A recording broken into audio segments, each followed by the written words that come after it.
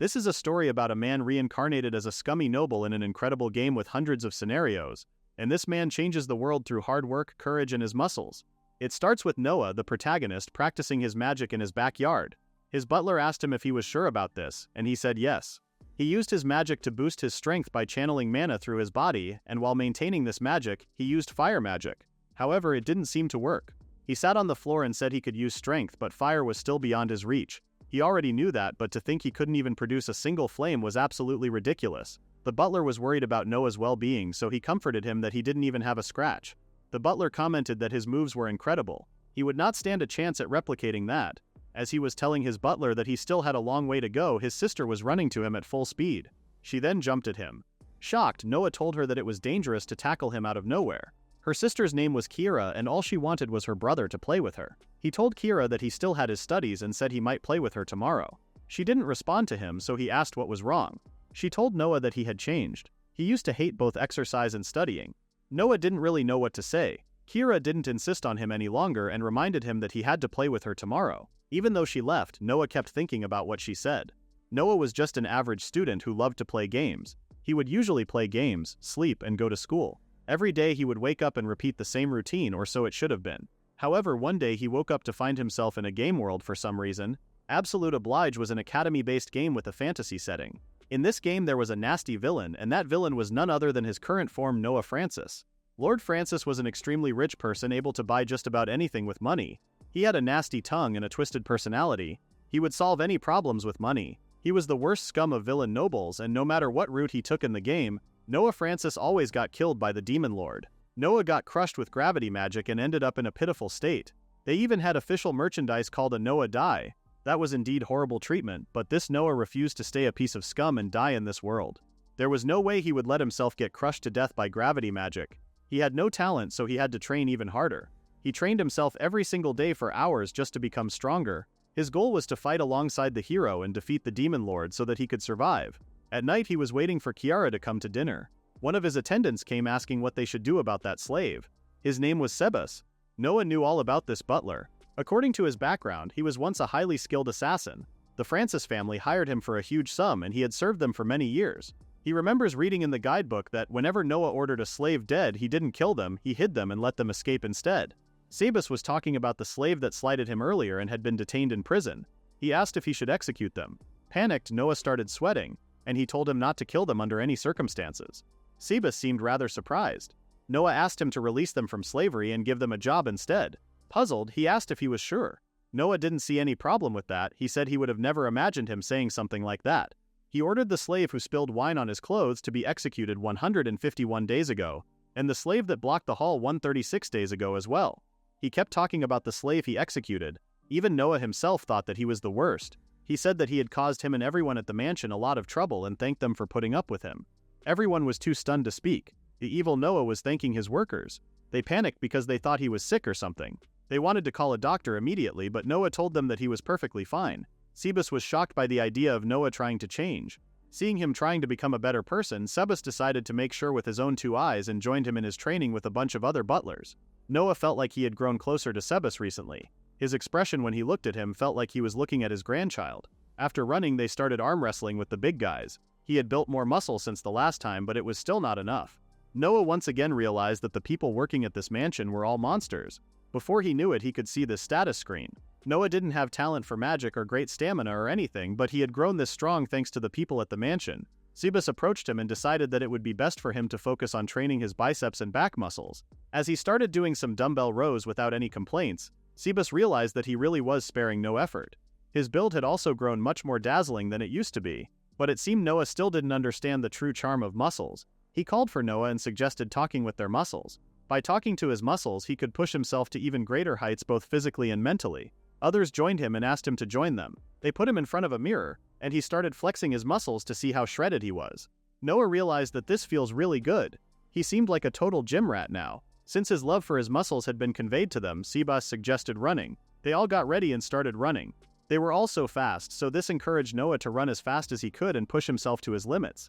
While running, Sebas noticed that Noah had mastered strength and things started to get more interesting. He accidentally fired up and went all out. He thought Noah wouldn't be able to keep up with this pace, but when he looked behind for a moment, he saw him right behind him. He didn't complain no matter how hard the training was. He always sports a smile while working hard to surpass himself.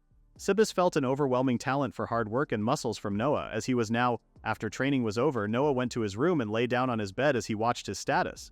He could keep up easily after obtaining his strength ability, and he even got some new skills. Level 2 appraisal and flash step detection and parallel thought. His stats went up as well. He was in a pretty good mood.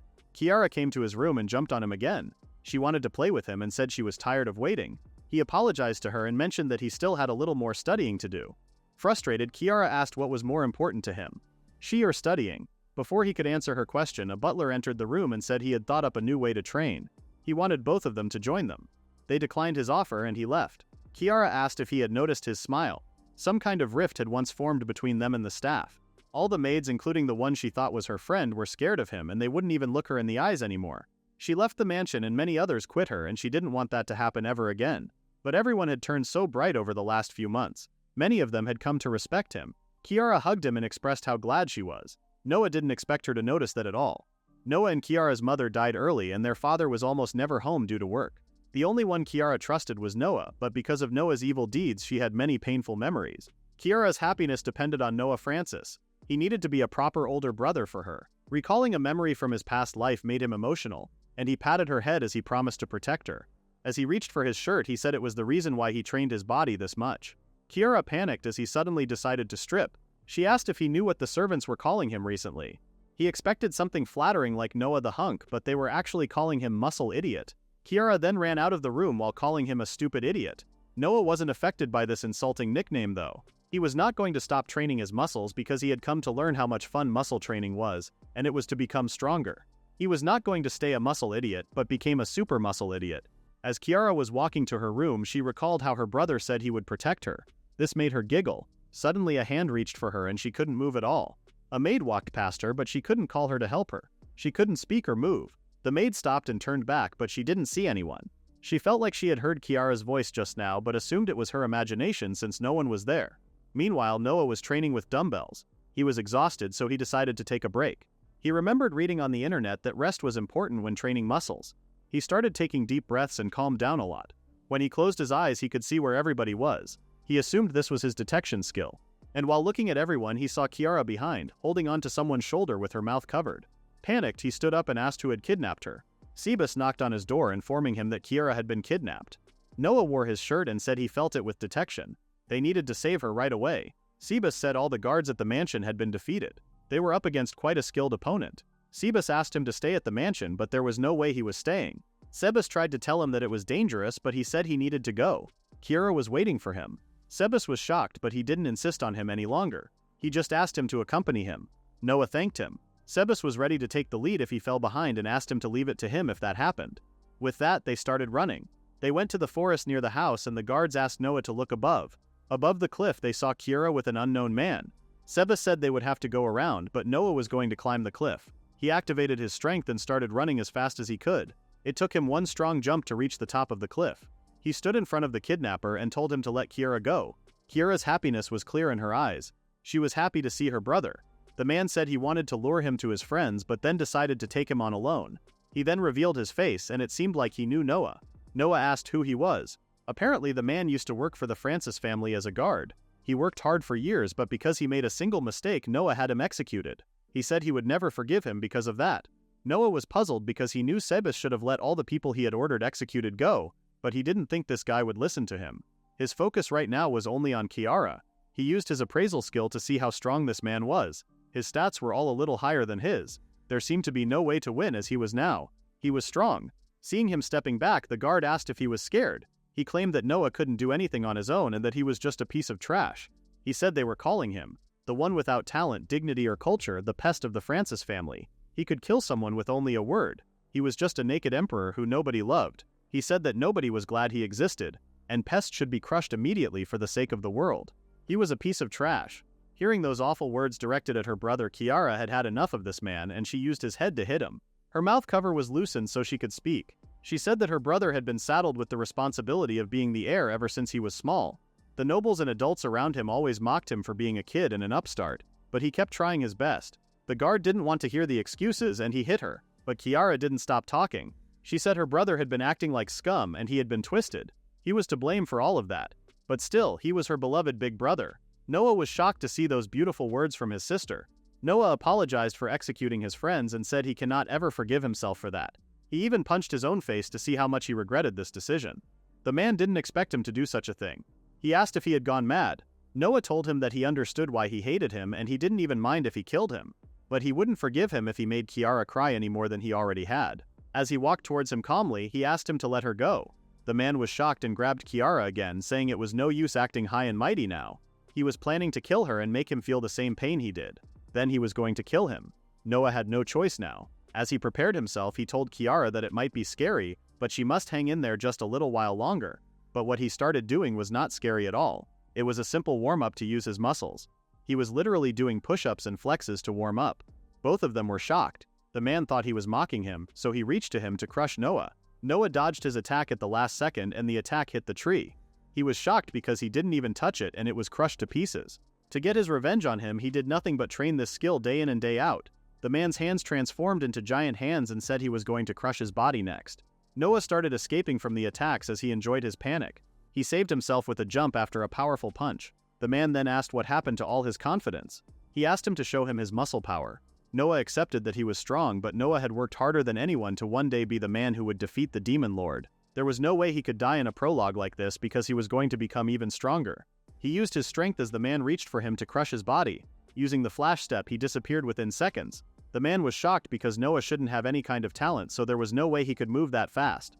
Before he could finish his sentence, Noah appeared behind him with a wooden stick. He told him that he was no longer the person he used to be. He was a man who rebelled against his weak self and surpassed his limits.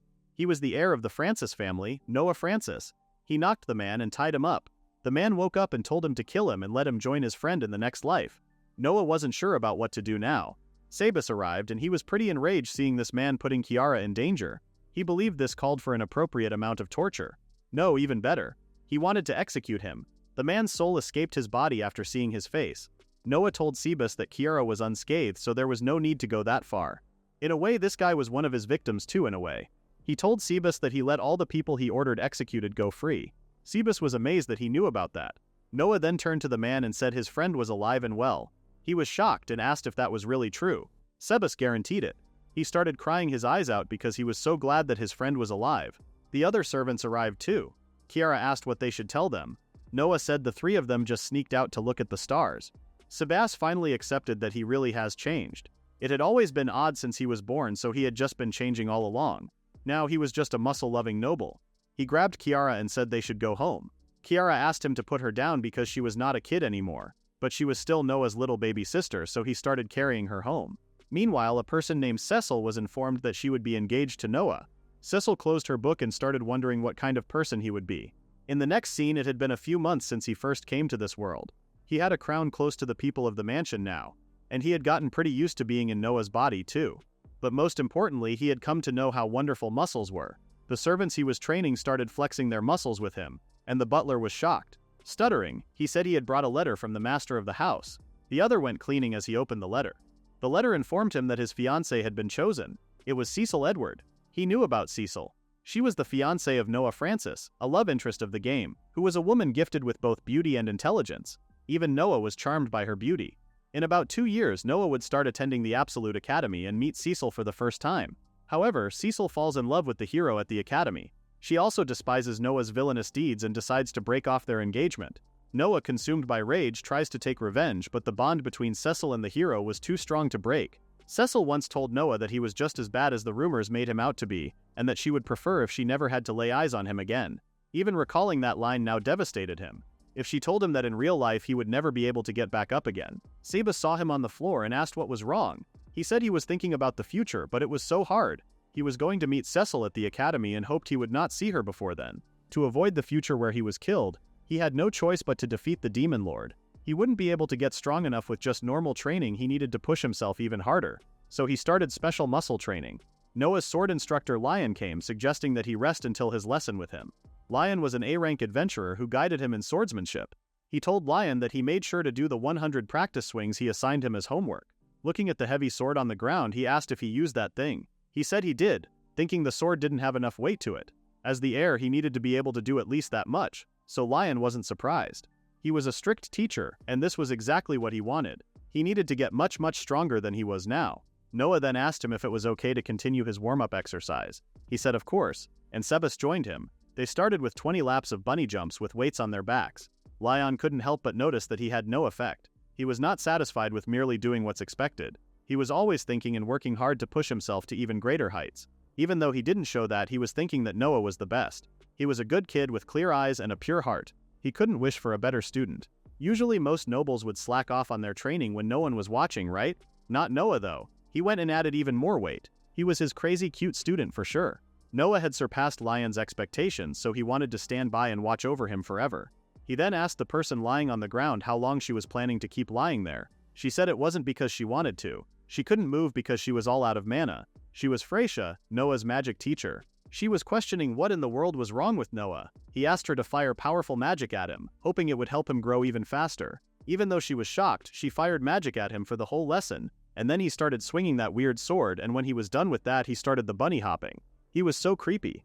Leon assumed she had come to understand how wonderful Noah was too. Seeing her awake, Noah asked Freysia if she would join his muscle training. It would build muscle and improve his stamina, he said. Sebas and the others didn't expect him to do another training, but they still decided to join. Freysia was shocked that he was still training. They asked her to join them, but she immediately refused. She had had enough of this and said she quit. Leon grabbed her hand and reminded her that she was the greatest mage in the whole territory. He was sure she was tired, but they would be hopeless without her being here. Freysia blushed, and she was not expecting him to say stuff like that. She noticed a giant potion there. It was 30 bottles of mana potion. Leon grabbed it and reminded her that she was a pillar supporting Noah's growth. He asked her to drink every drop and make a quick recovery. Freysia started trembling and sweating. She said it was a bit too much for a single person, but he still made her drink it. While she was drinking that potion, Leon and Noah started with the sword practice. They were having a sparring match today. They both got ready and the match began. Noah's swordsmanship was nice, but his timing was too simple, so he was easy to counter. Leon swung his sword and Noah made a nice jump back to save himself. Leon used to look down on the Francis family. He reconsidered his choice of teaching the eldest son of the nasty Francis family before even starting it. Sebas welcomed him when he first arrived at this house. He heard from the locals that Noah Francis was less than trash and had the worst personality imaginable, and that he executed countless slaves. He could always run away if he ordered his execution as well, so he wasn't worried about that part. He could work as an adventurer anywhere in the world after all. However, when they first met, Noah didn't seem like a terrible person. He said he wouldn't complain no matter what he had him do and asked him not to hold back in his training. Leon had never seen a noble lower their head before and questioned if this was the Noah Francis he had heard of. As promised, Noah did every single thing he told him to. Recalling what people say about him, he realized that the real Noah was an incredibly hard worker and a wonderful person. He wanted everyone to know that and accept him, and so he decided to stay by his side. Noah was out of breath during this training. He was getting stronger thanks to his daily training, so he wanted to lay a hit on Leon today. No tricks. He was going to strike Leon with all his might. He used his strength and parallel thought at the same time, surprising his teacher. On top of that, he made a flash step that froze Leon. When Leon saw his speed, he already knew he couldn't dodge that. So the moment he hit him, he used a shadow figure and disappeared. Noah was shocked. His sword landed on the floor and he was thrown against the wall. When he opened his eyes, Lion was pointing his sword at him. Lion wins today as well. Noah accepted his loss. Lion told him that strength required immense concentration and usually people couldn't activate other skills at the same time.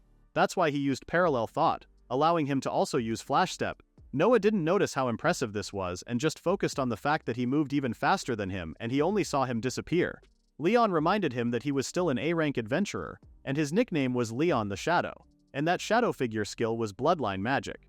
That felt so unfair to Noah, but it can't be helped. Leon comforted him, saying how he learned strength in only a short time and he even managed to maintain parallel thought alongside it, which was pretty praiseworthy. Noah's face was so cute to him, but as his teacher he did not show him how cute he was. He just warned him to be sure not to push himself and get hurt. He knew Noah was so meek, but being meek also gave birth to weakness. He wished he could make him a little more confident. He suggested taking a trip for the lesson tomorrow. He asked if he would like to try to go to the guild. It didn't look like he would be getting a magic lesson tomorrow after all, since Freysia was throwing up from all that healing potion. Noah decided to go to the guild with him tomorrow. At night he was thinking about the next day's trip. He went there a lot in the game, but it was going to be his first time in real life. He was so excited. However, he kept thinking about stuff and couldn't sleep at all until morning. This hadn't happened since the school trip in elementary school. Sebas came to wake him up but saw him awake, so he asked if he was okay. He said he was fine and got ready. With that, they departed with Lion. Noah kept yawning because he was tired, and in the game he would arrive at the guild in an instant. In the next scene, they finally arrived at the town. Their first stop was the armor shop. Leon suggested a suitable sword for him, considering his build. He seemed to like the katana he suggested. Leon reminded him that katanas were difficult to handle. Noah said it really sits well with him, and after all, he was Japanese. Of course, Leon didn't know what he was talking about. They head to the guild, and on the way Noah kept looking at the stalls as he was interested. Inside the guild there was a little boy asking adventurers to help their village. Wild wolves were coming to attack the village, and all the adults had their hands full preparing to defend. Looking at the paper he was holding, an adventurer wondered if that kid really wrote this himself.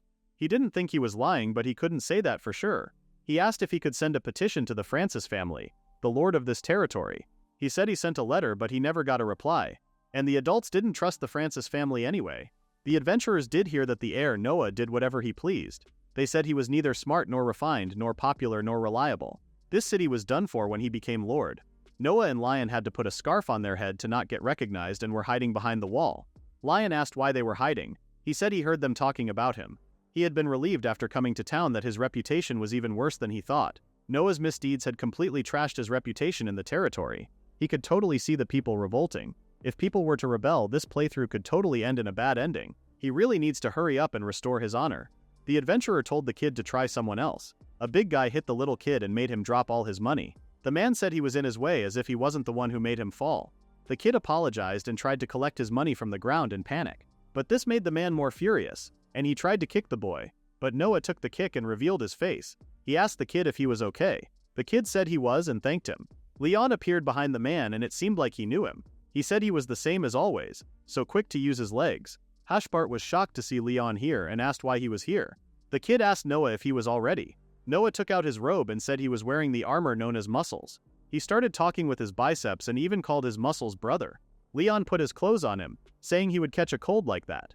Hearing that name, Hashbart immediately figured out that he was the son of Lord Francis. His words were heard by everyone at the guild, and they were shocked. Hashbart approached him and asked what the hell a piece of trash noble like him was doing in their town. Noah was shocked by his boldness. They really hated him enough not to care about the fact that he was the son of the Lord. Leon was upset that they perceived Noah like that. Noah responded that he was here for an excursion as part of his lessons. This made him laugh because he was a piece of trash noble who had killed dozens of slaves. He reminded Noah that he had abandoned every study and training right away and had no guts or talent. There was no way a guy like him would be able to complete a guild request. The other adventurers were worried that he was trash-talking a noble. If he got pissed off, the rest of them here might be judged as accomplices. Hashbart told Noah to say something, but Noah just stared at him and didn't say anything. Puzzled, he kept asking why he was looking at him like that and what he was thinking. Noah was examining his trapezius, rectus abdominis, and quadriceps instead of standing up for himself. He was so upset that this man didn't show his muscles and love. That was a huge mess. That means his muscles were better than his, so he started smiling, which confused the man even more. Noah asked Leon to go to the reception. The man thought he was just running away. He claimed that Lion would be the one to do the request anyway. Now he pissed Lion off. He asked if he was saying Noah would be useless on his own.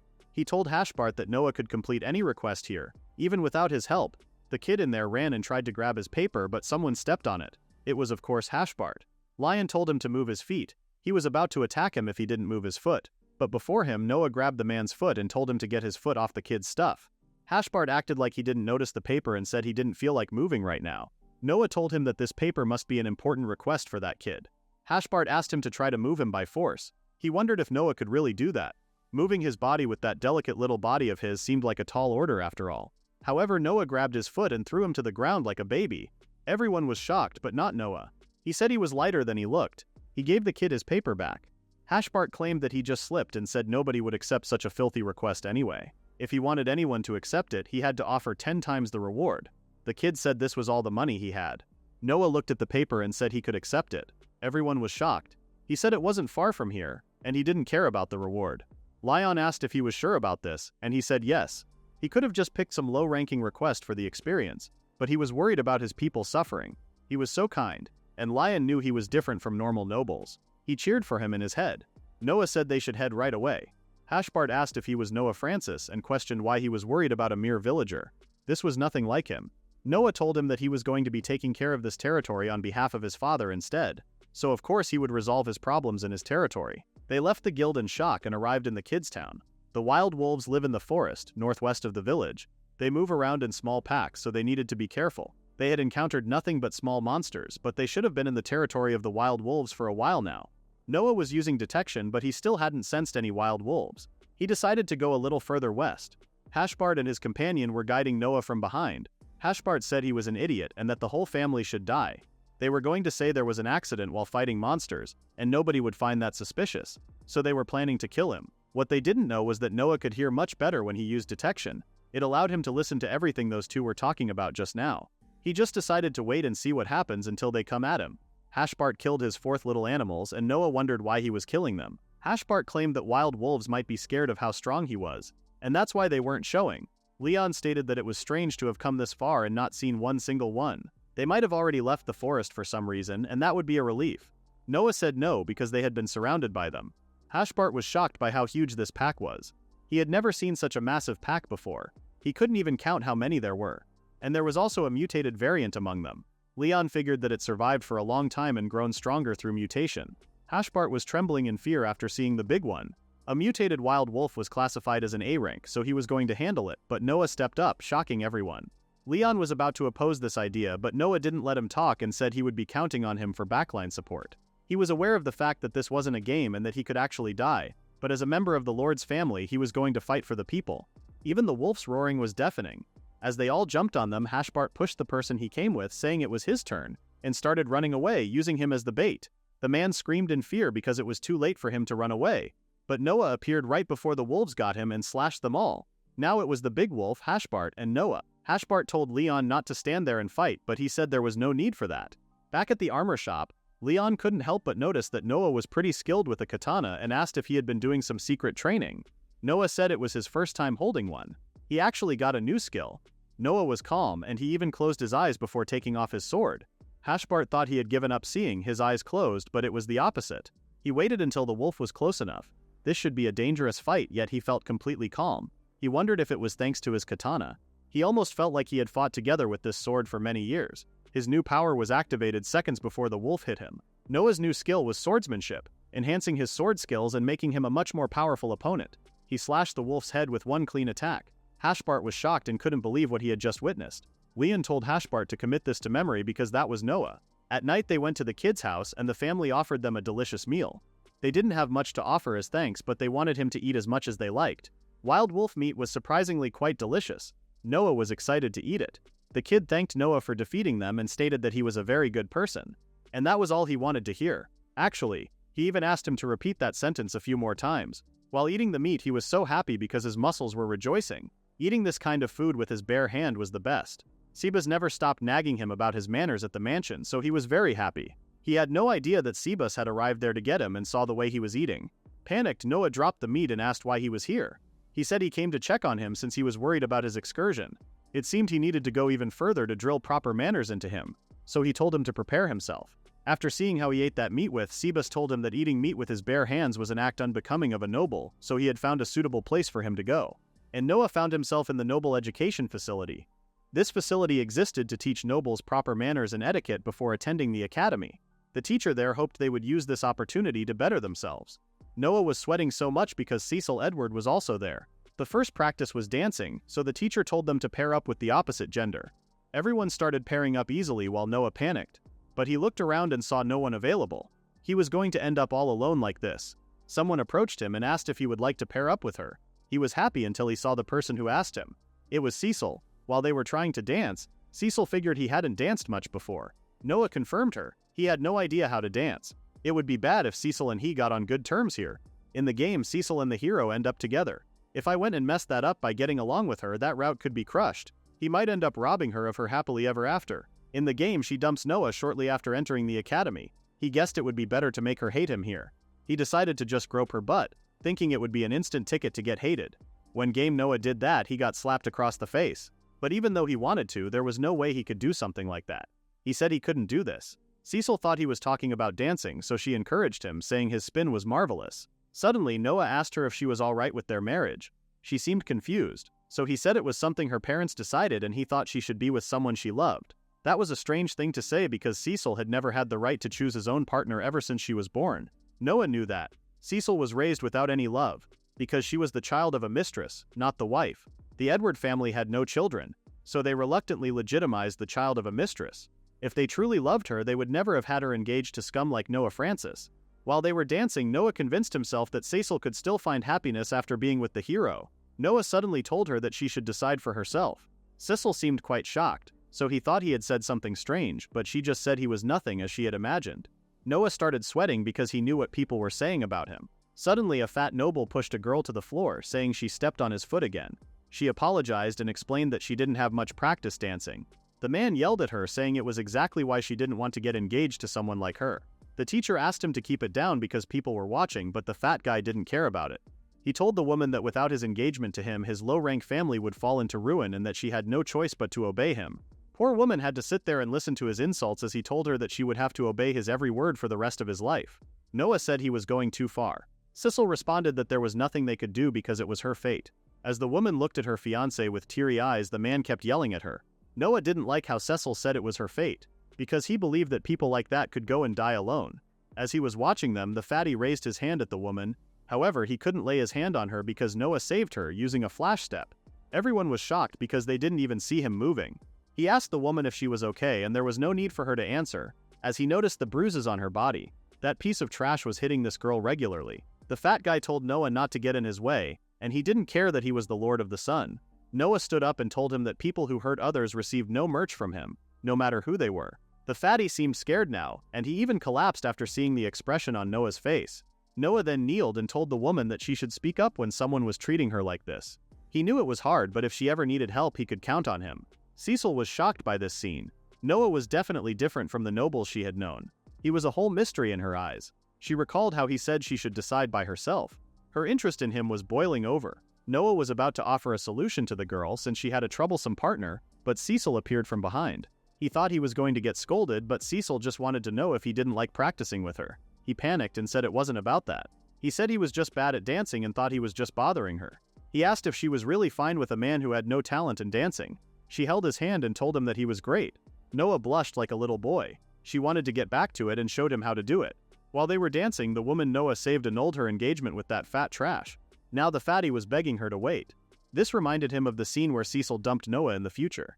He almost felt bad for the guy. He didn't, of course. In the next scene, some people were talking about Noah as they watched him from a crystal. One of them introduced the other, saying he was Noah Francis, the infamous heir of the Francis family. He was infamous, but his reputation had improved lately. He even defeated a wild wolf. They were surprised that this little kid did that. Ever since the incident, the whole territory's mood has improved. The request was to incite a riot in the kingdom, starting from Francis's territory. They planned to use the Francis family's bad reputation to stoke the people's dissatisfaction, but now killing him seemed like the quicker solution. Or at least that was how he, Albus, the mage of the scales, would do it. The person he was talking with was a cat monster named Mia. Mia told Albus to go ahead and kill the hero instead. That was another request they received. Mia wasn't sure about splitting up though, but Albus told him not to worry about Noah's strength. After all were equal before him. Mia felt sorry for that Noah guy because his death was already set in stone. By running into each other at the Noble Education Facility, Noah and Cecil had gone down a route that was not an option in the game. One day, Cecil visited the Francis mansion. She apologized for visiting without prior notice. Sebas, who welcomed her inside the mansion, reassured her that Noah would be pleased to see her. Noah was currently at the training grounds where he was showing her the way. When she arrived at the training grounds, she called for Noah, saying she had come to visit him, but then she was too stunned to speak. Noah was trying to build a muscle human pyramid with a naked upper body. He was holding a giant servant as the servant was also holding weights on his shoulder. When Noah saw Cecil and Sebas staring at them, he panicked and fell down because he tried to cover his nipples. He asked why she was here. Cecil responded that she sent letters, but she never got a reply. He said he had been really busy and apologized. Cecil wanted to drop the formalities between the two of them and called him by his name. Noah was okay with that. Cecil started blushing and said it was hard for her to say what she was about to say. Curious, Noah asked what it was. She asked pretty excitedly to feel his pecs. Noah screamed from shock and his face was so red. That would mean exposing his nipples in front of a girl, and this was a huge step for him. He wondered if she was going to use this as an excuse to pinch. The other servants were jealous of Noah, and some said they wanted her to feel theirs too. Sebas reminded those grown men that it would be sexual harassment. Cecil approached Noah even more and asked if it wasn't okay for her to do that. Seeing her beautiful face up close, Noah gave up and told her to go ahead. She thanked him and started touching his body. She was shocked by how hard it was, and it twitched every time she touched it. Noah asked her to choose her words a little more carefully because they could be misinterpreted for sure. Noah didn't know that Cecil had this kind of personality. She was completely different from what he imagined. His nervousness made Cecil chuckle a lot, and she said he was an interesting person. Noah thought she was teasing him, and he was right. Meanwhile, behind the trees, Kiara was having a meltdown because there was a woman ogling her big brother. Cecil noticed her staring at them and asked if she was Kiara. She said she was pleased to meet her and complimented her on how cute she was. She said she would be her little sister too in the future and that she was looking forward to it. Kiara acted like she was cool with her and as if she wasn't having a meltdown a few seconds ago. But even muscle idiot Noah noticed the overwhelming pressure coming from them. He said he would go back to his training and ask them to enjoy themselves. Cecil said she wrote him letters and invitations, but he never replied. And now, when she thought they could finally hang out, he just goes off to train. She didn't know anything about Noah and just wondered if he liked her. Kiara wasn't surprised because even Cebus was scared after receiving that mountain of letters. Kiara told Cecil that it wasn't that his brother didn't like her, but he never misses even a single day of training. He was training his muscles, swordsmanship, magic, and ran 100 kilometers every day. And nobody's making him, he's just doing it all by himself. No normal person could go that far. Cecil did think he looked strong when they first met, but Noah was the personification of hard work after what she heard from Kiara. She started blushing so hard. It was a wife's duty to cheer her husband on when he was working hard, so there was nothing to be worried about. In the next scene, Noah was finally done with his training, and the three of them were having dinner. Cecil liked the food, so Noah was glad it suited her taste. Their chef Anbar would be happy to hear it as well. Cecil suddenly asked him about the 12 mages. In the game, they were a group of mages that acted in the shadows and specialized in killing. These 12 elite mages tried to kill the hero many times over the course of the game. He remembered them since he played the game, but they were after the hero, not him. He said he had heard of them but was curious to know what this had to do with him. Cecil started squeezing his cheeks, saying they could come after them. The Francis family had a monopoly on national trade. There were plenty of people who would love to see him gone. Looked like the Francis family was even more important than Noah thought. He realized that he needed to protect his family. On the surface, it looked like the 12 mages were only after money, but their true goal was to form their own country. They were nothing like normal people, and it only made sense that they would want their own country. She had no idea what they might try, so she asked him to take care. Noah thanked her, and he was amazed by her knowledge of these things. The butler brought today's main dish.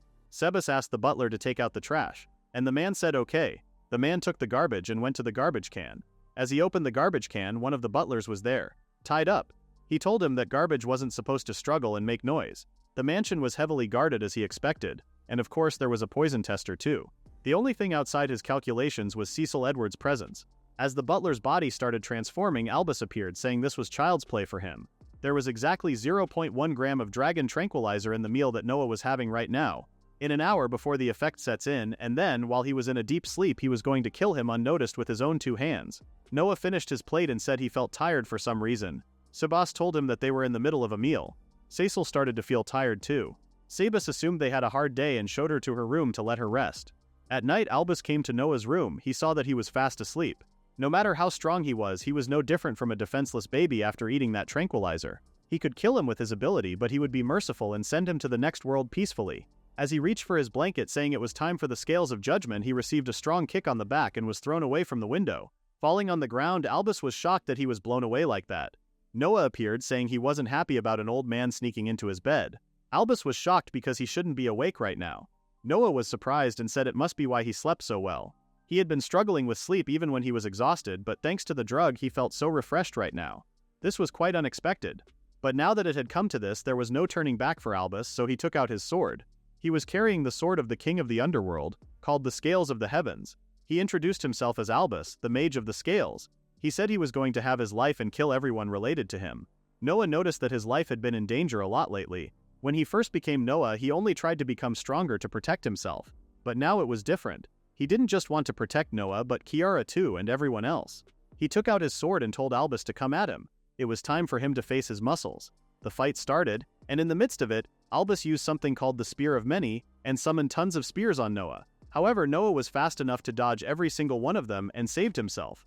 He had the advantage when it came to swordsmanship, but the spells from those scales were getting really annoying. He thought about something and tried to use fire magic. However, it did not affect Albus. But this was not his plan. He used that fire magic as a distraction and reached him quickly by using Flash Step. With his swordsmanship skills, he slashed Albus's chest with his katana. Albus collapsed to his knees. Noah told him that it was over as he assumed he wouldn't be able to keep fighting with that wound. Albus took out a weigher and somehow healed his wounds within seconds. To mock him, he even asked what wound he was talking about. That flame in the scales was his request. which could be fulfilled by offering something of equivalent value. When he recovered from his wound, he paid around what a potion was worth. Albus didn't expect Noah to know about his magic. He said he was guessing, but he actually knew that from the guidebook. Albus stabbed his sword into the ground and asked if he thought he could defeat him. He reminded Noah that he hadn't even managed to hurt him yet. Noah kept talking about his scale, saying it could do wonders for his muscle training, depending on how he used it, and asked if those spears were spatial magic. It would be nice not to have to go shopping. Albus seemed annoyed that he was not taking this fight seriously. Noah explained that he just thought his magic was interesting. Albus asked if he was mocking him. Apparently he was now a mad opponent, and he created a magic circle around Noah. He said it was still his win before blowing up the magic circle with a magic called Bone-Burning Hell. He was enjoying this and said his power was overwhelming even without his scales. His Lord of the Underworld, Bone-Burning Hell, was so powerful that even an A-ranked adventurer would be burned to ash. Not even his bones would remain after this fire. What he didn't expect was Noah coming out of the fire like nothing and saying he would need more heat for that. Albus was flabbergasted. Noah started to question if he really was trying to kill him because he was one of the 12 mages, and it seemed like even Phrygia had more firepower than this. But he was upset that his clothes got burned because Sebas was going to be so mad. Sebas figured flames wouldn't work on him, so he took out a crystal dragon horn. It was a super rare item. This was enough to shock Noah. He wondered what he could do if he was offering something so valuable as compensation. Albus said nobody could stand up to the judgment of the scales. A magic stone box appeared in the sky waiting for Albus to destroy Noah. Albus threw the box on Noah's body. Assuming that he was dead, he admitted that he was a strong opponent even though he was just a kid. However, after a few seconds, Noah started sumo squashing the magic box. Albus was shocked that he could lift that amount of weight. Not even 50 grown men should be able to budge that super dense, hard, big magic stone. Noah heard him talk about weight and started to wonder if he could make something like this with alchemy, since he had been wanting all kinds of different dumbbells. Albus started to realize how powerful Noah was. Noah lifted the box enough and just delivered it to Albus. After he was crushed by that box, Leon appeared, asking if he was hurt. Noah said he was fine. Albus, on the other hand, wasn't. He opened his eyes and saw the giant muscle heads in front of him. He yelled at them to stay away and called them macho monsters. They seemed offended by that nickname and just asked him to call them muscles. As they grabbed him, all he could do was scream his lungs out, begging them to stay away from the muscles. In the next scene, it was another day of training. But something was different today because Albus was joining them. This training was something no ordinary person could finish, so it was torture for him for sure. And he was sure their muscles weren't human. They told him that they hadn't even done half a lap yet. Cecil was also there as Noah was warming up, and she wondered why the enemy was running with them. He said it was because they caught him. Cecil asked him not to make it sound like he picked up a stray cat. At first, Noah was thinking of handing him over to the guards, but all that awaited him there was being sentenced to death for his crimes or getting killed to shut him up, death either way. So Lion thought employing him for Noah's sake made more sense. Cecil decided to ignore the fact that he had called it adopted before employment. Seeing him on the floor exhausted, Noah was sure Albus would come to appreciate the joy of muscle training someday. Leon approached Albus and told him to get up. He was nowhere near done for the day. Phrygia came and noticed that Leon was busy. Phrygia's job would be significantly easier thanks to that Albus mage joining them. She was trying to decide what to do as she had more free time now. Leon was puzzled as to what she was talking about because Albus was just going to function as a mana tank for her. She would be using his mana to fire all the spells. He was the only one powerful enough for Noah, so she would be using Albus's mana to fire as many spells at Noah as she could. Phrygia did not expect this because it was basically inhumane. Leon asked if she preferred the bucket of potion, but that was inhumane too. Albus asked if they were in hell, but Phrygia was uncomfortable with him calling her by her name. Noah was ready to start his training and asked Cecil to help him do something. Cecil was so eager to help him because it was going to be her first time working together. She asked what they were making. Noah pointed somewhere, saying it was obvious. He wanted to create muscle training equipment. In the next scene, Noah was trying out different kinds of healing potions. He finished the last one and asked Albus, who was working like a slave, for more. Sebas and Cecil appeared, and she was curious to know what he was doing. Sebas replied that he had taken an interest in alchemy lately. He was completely absorbed in trying to make something. Noah explained that magic stones were much heavier than normal dumbbells, and if he channeled mana through them, they could give them all kinds of different effects. This time, he made dumbbells that increase in weight. Over there, he had flying dumbbells and exploding dumbbells. And he also had his personal dumbbells that were enchanted to be 10 times as heavy. The others seemed like the new dumbbells. They were also amazed by Noah learning enchanting. Cecil had to request that they not make it sound like raising kids and building muscles were the same. Meanwhile, Albus was trying to rest for a second. This mansion was filled with nothing but perverted muscle monsters. Even though they may have spared his life, he wondered if that guy managed to kill the hero. He had a bad feeling about him. Meanwhile, somewhere in the forest, a guy was frustrated that a cat mage guy he had fought against had gone missing. He thought it was meant to jump on him just because he was the hero. A light appeared among the clouds and the sun came up. He was the man who should end up with Cecil in absolute Oblige, the hero, Arthur Miriam.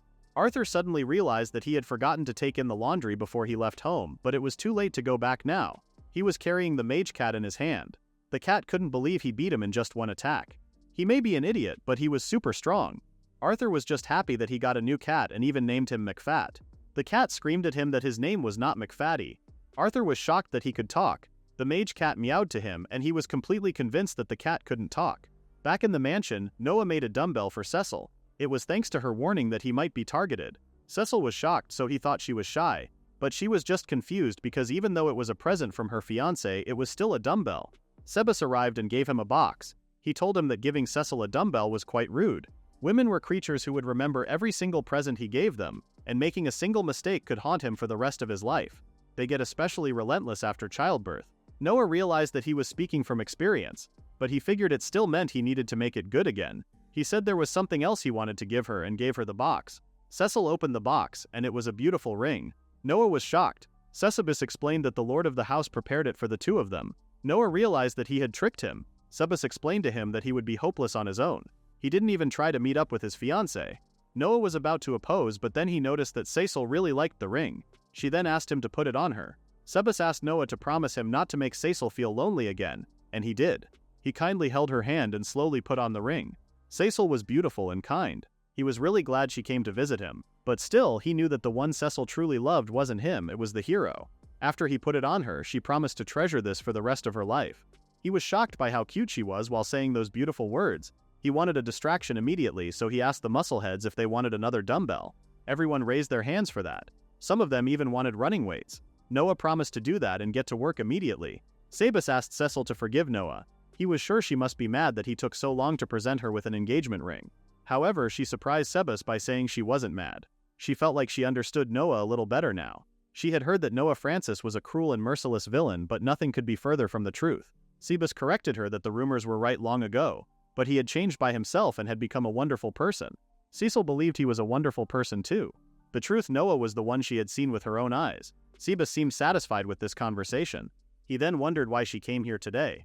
She was surprised that he forgot about it. Something was coming up very soon. It appears Noah would have to endure no muscle training for the time being. In the next scene, Noah checked his stats and he made a surprising discovery. Until now, his intelligence was unknown, but now it is said muscle. He thought it meant something like it didn't know how to process a Japanese person's knowledge, but the fact that it said muscles now seemed to frustrate him. It was saying his mind was completely dominated by muscles, so he was a meathead. He wanted the system to tell him more, but it didn't open. Sebas came out of his room and informed him that he had forgotten something important. There was only a year left until the entrance exam in the capital. Noah didn't seem to care about it since they still had a whole year ahead of them and continued to work out. Sebas stopped him and gave him the bad news. He was forbidden to do any muscle training until the entrance exam.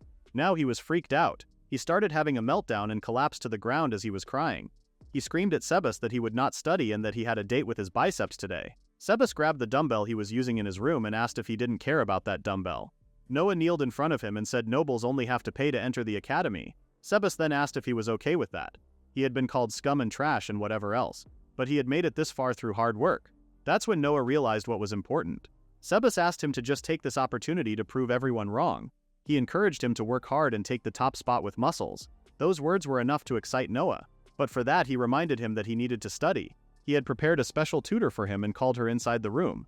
Cecil, with a suit dress, came and said she would be his teacher starting today. She was going to make sure to teach him everything from the smallest details.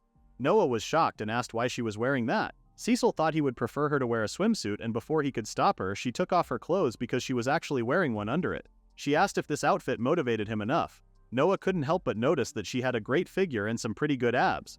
Now that he thought about it, she did want to touch his pecs before, and this made him wonder if she was a fellow muscle lover too. Cecil grabbed his hand and told him not to worry. After all, she would be taking the entrance exam with him. Hearing that, Noah found it pretty diligent and said he needed to learn from his example. He promised to do his best. They sat down and Cecil started the lesson with history. As she started talking about the structure and posts of the capital's magic association, Noah collapsed to the ground. Sebas came and said it was a muscle study rejection reaction. It was a disease where the muscles cut off all electrical signals to the body when one started studying. Cecil of course didn't buy that and assumed he just didn't want to study. She shook him a bit to wake him up, but it didn't work.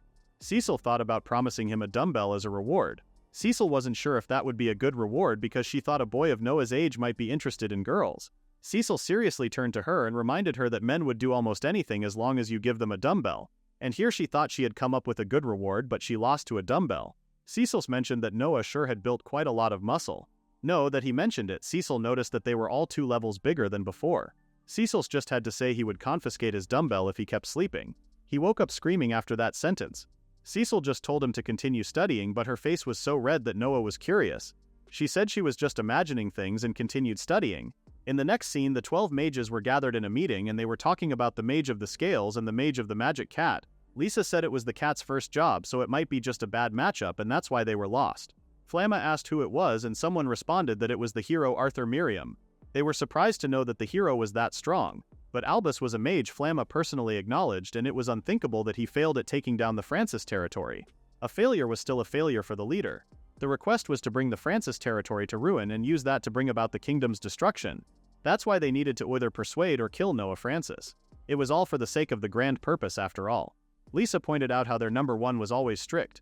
Number 1 asked them to deal with this immediately and dismissed them. When everyone left, Lisa shared her frustration with Flemma, saying she didn't like them because they were arrogant. Flemma told her not to say stuff like that. Too much power often comes with a few negative sides after all. He then asked if she had investigated the Francis territory. Lisa showed him the papers. They had Sebus, the retired once legendary assassin Anbar, the former master hunter once feared as the Black Wolf, and Orga, previously the royal defense captain famed as the Invulnerable, employed under them. Each and every one of them was a monster. If they had known this earlier, Albus wouldn't have gone alone. Lisa worked really hard to dig up this information. The Francis family had been quite thorough in hiding their backgrounds. He asked Flamma what he wanted to do. What he wanted to do was grieve the loss of Albus, but they had another job to do. Kidnapping the second princess Clay Leruis was their priority. Lisa commented that the princess seemed to be headed for the Francis territory. They decided to take care of both. They were going to clean up the mess of both the second princess and Noah Francis. Flamma swore to avenge his best friend Albus.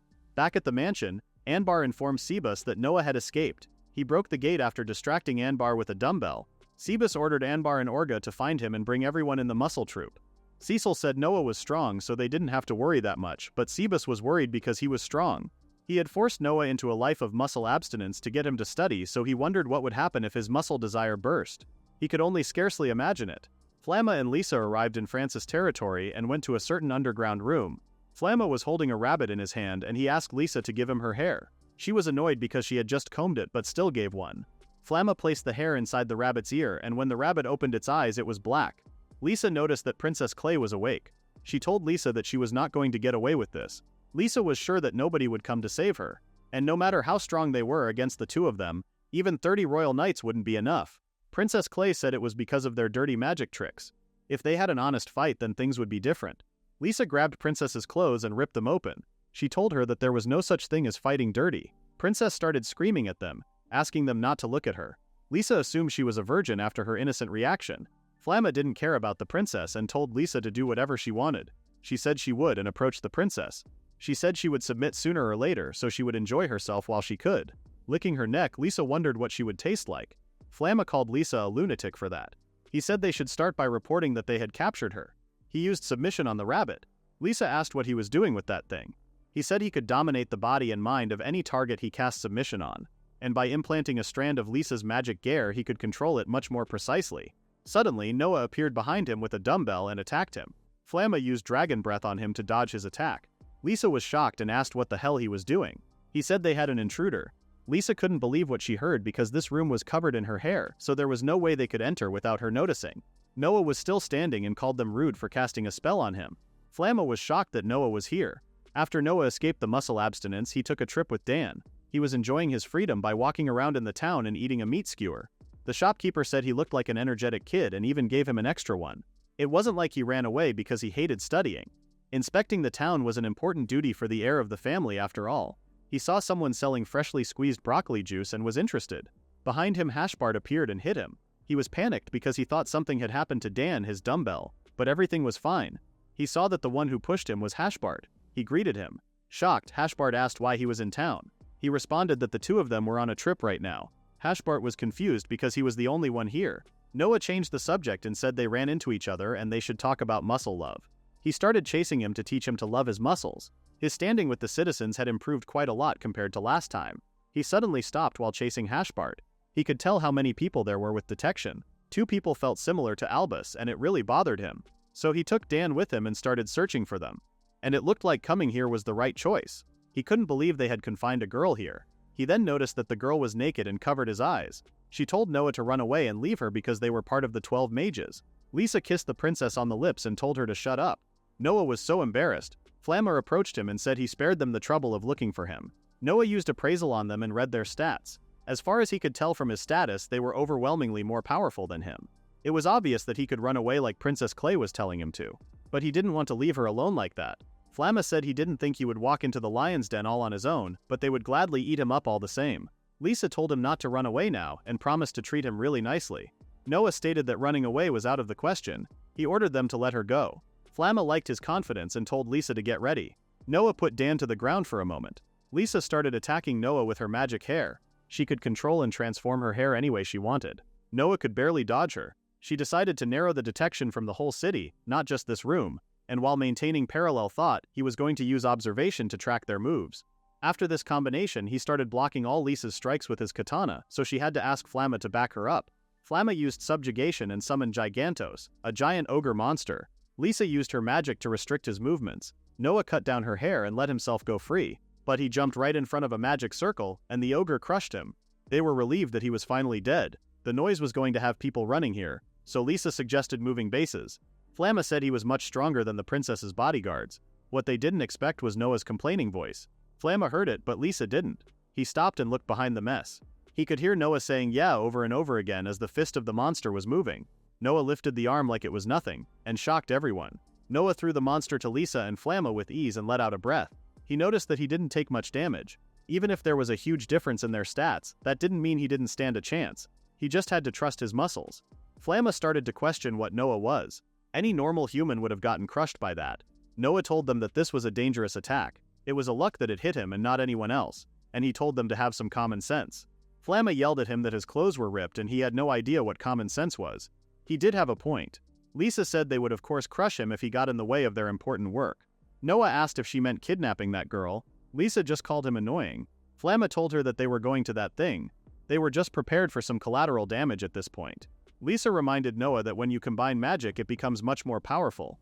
They started to share their mana with each other and created a black snake with Lisa's hand and Flamma's domination skill. The snake was throwing black ballast, Noah. He dodged them and it hit the knights behind him. They were dead within seconds. If that hits him, the hairs would invade their body and take control. He was certain his muscles could deflect them, but he would have to protect his eyes and ears at all times. Lisa wondered how long he could dodge a never-ending torrent of hair. Even if Noah tries to close the distance with a flash step, Flamma's magic dog would get in his way. And if he used magic, that girl might get caught up in it. He had to defeat them before Lisa's attack hit him. He would just have to charge his way through. That was his only option. He took out a sword and said he was borrowing it from Cecil. Back when Cecil and Noah had a sword match, Cecil was so happy. Noah heard it from Lion that she was quite strong, so he thought it would be good training. She reminded him that she was a user of the Edward style, the style that won the last Royal Swordsmanship tournament. So she asked him to go all out. Leon told Noah that Cecil was so good they call her the Starry Sky. He would be taken out if he let his guard down for even a moment.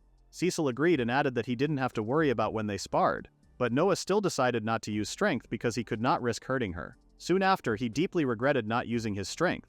He used observation and copying skills and made a perfect copy of Cecil's way of fighting. Lisa wondered if that skill was some kind of mimicry. He acted like he got this in the bag, but she wondered how long he could keep that attitude.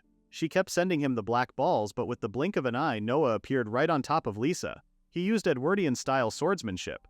Before she could respond, Flamma used a magic dog to save her. After the explosion, Lisa was hurt, but she was still standing. Flamma couldn't believe he could produce such power without a spell. Normally, strength couldn't do that. They realized that Noah was no ordinary person. They had to crush him here no matter what. They knew he would be a threat to them in the future. Even if he wasn't, she would make him pay for all the hair she had lost.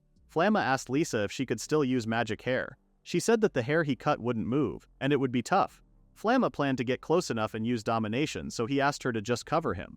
The essence of Edward's swordsmanship was to protect. Cecil explained to Noah that she liked a sword that protected better than one that hurt people. So the Edward sword style suited her very well. She said he could protect people too. That was a wonderful thing, so Noah liked it too. Flamma summoned an ice dragon blast and Lisa used a 1,000-hair stampede to attack Noah. As they were rushing to him, Noah said he demonstrated the true value of the Edward sword style when he completed the 7 stars. He created a barrier right before they hit him and protected himself. And after that he hit them with the vast starry sky protection. This counterattack was enough to destroy the whole building. Lisa and Flamma were on the ground barely moving. Lisa asked who the hell he was.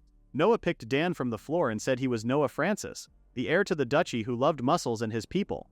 In the next scene, Noah was inside a cage and apologized for breaking the door in the town.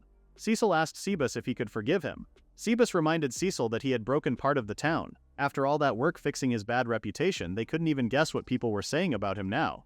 Princess Clay came to the room and asked Sebus to forgive him. She believed Noah should be rewarded for his actions. He might even get promoted in rank. She kneeled in front of Noah and said she had nothing but gratitude for him. Everyone was shocked that the princess of the country was bowing to Noah. She said that when she heard he was engaged to her friend Cecil, she came to size him up thinking she was being forced into it. Yet the man she suspected ended up saving her. He had both her sincerest gratitude and apologies. Noah told her not to worry about it and that it was all by chance. Besides, if the princess had gone missing in their territory, it would have been their heads on the line. He just hoped they didn't actually plan to get rid of him that way. Clay said he was a good man and that she was starting to envy Cecil. Cecil was bragging. Clay wanted to reward him with some land or a promotion in peerage. Noah didn't want any of that. Clay then asked if he wanted money, but he refused that too. She was shocked and asked what the hell he wanted. He thought about it and said he wouldn't mind if she could just brush this under the rug, and he asked for Flamma and Lisa. The knights asked what he was saying. They were terrible criminals who kidnapped the princess. Even without that, they would still be executed for their other crimes. Noah said Flamma probably didn't kill the guards. He assumed Flamma liked controlling people. Rather than killing rare monsters or people, he preferred dominating them and storing them with dimensional magic. Flamma was shocked, but Noah just knew that from the guidebook. Noah promised to help him if Flamma let them go, but he would have to stay at his mansion. But he didn't promise anything without Clay's permission. Clay said she was fine with Noah's proposal if it meant getting her guards back safely. Flamma said he would release the guards. If he was going to be put to death, then he would rather stay here. Albus came and saw his friend like that. Flamma was shocked that he was alive. He started yelling at Flamma that going to the capital and getting executed was much better than staying here. Flamma was confused because he would die in the capital. Albus started crying his eyes out and mumbled that the muscles were coming. Flamma was confused as to what he was talking about. Albus said that Lion shows up in his nightmares and force-feed him a bucket of mana potion. Princess asked who Lion was. He said he was his swordsmanship instructor. She wanted to spar with him sometime. Noah didn't recommend this because he was by far the most dangerous person in this mansion. He then asked Sebus how long he had to stay here. Sebus decided to open the cage now. He was relieved that he was finally out. He then noticed that Lisa had disappeared. Princess Clay panicked and said they cannot let her escape from this mansion. Noah was pretty calm and said she could not escape the mansion. Lisa was trying to find the exit. There was no way she would let them kill her. She was both beautiful and smart. Even if she was out of mana, she was still alive. But that wasn't an issue. She had made it through worse countless times. While walking, she convinced herself that this was her chance of winning. What she didn't know was that Lion was right behind her, and she didn't even sense him. Lion stated that they cannot have her walk around the mansion without an escort. She thought he was a nice man, she could trick him. Lion said they had no outsiders come here since Freesia and him. Albus might count too. Lisa suddenly acted vulnerable and said they dragged her here against her will and asked what was going to happen to her. She begged him to let her out of here and that she would do anything. She then grabbed Lion's body and said she could even join him in bed. Lisa was sure that she got him. In the end, all men were idiots. Lion asked if she could use magic. She said yes. He then asked if she had any special skills. Puzzled, Lisa didn't answer. Leon said she had been looking for someone like her and brought the mana potion. He said that he was looking for a healthy mana tank who sleeps well and properly recovers their mana. Lisa started to sweat. She collapsed to the ground and said she didn't mean that, but Lion didn't care and made her drink the potion. With that, she found herself in the same position as Albus, helping Freesia recover her mana. In the next scene, the boys were in the bathroom checking out their bodies. They were comparing their muscles with each other, trying to decide who was the best. Noah was already sure that he was the best. After taking a warm bath, they started jogging. A clean day started with clean muscles. After running for a while, Noah told them to get dressed before they end up catching a cold. A screen appeared in front of Noah and said, "Take off your clothes, boots, attack, and defense." The skill was called Strip. Noah was so excited to have this as a skill.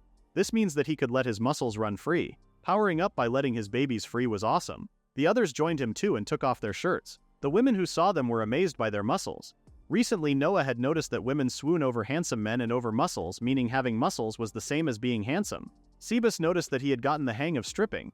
He said he was a little embarrassed at first, but he felt like he had caught up with them all. They started carrying her on their shoulders, cheering for the family's heir. After that celebration, they decided to do a handstand run. Albus appeared behind them with his weak body and begged them not to leave him behind. Sebas asked if he had really given up and asked if he wouldn't want to put on some muscle. He showed him his ultra-dense, super-hard magical stone vest that Noah made just for him. He assumed Albus would be jealous. He said he would get one someday too if he works hard. Albus definitely didn't want that.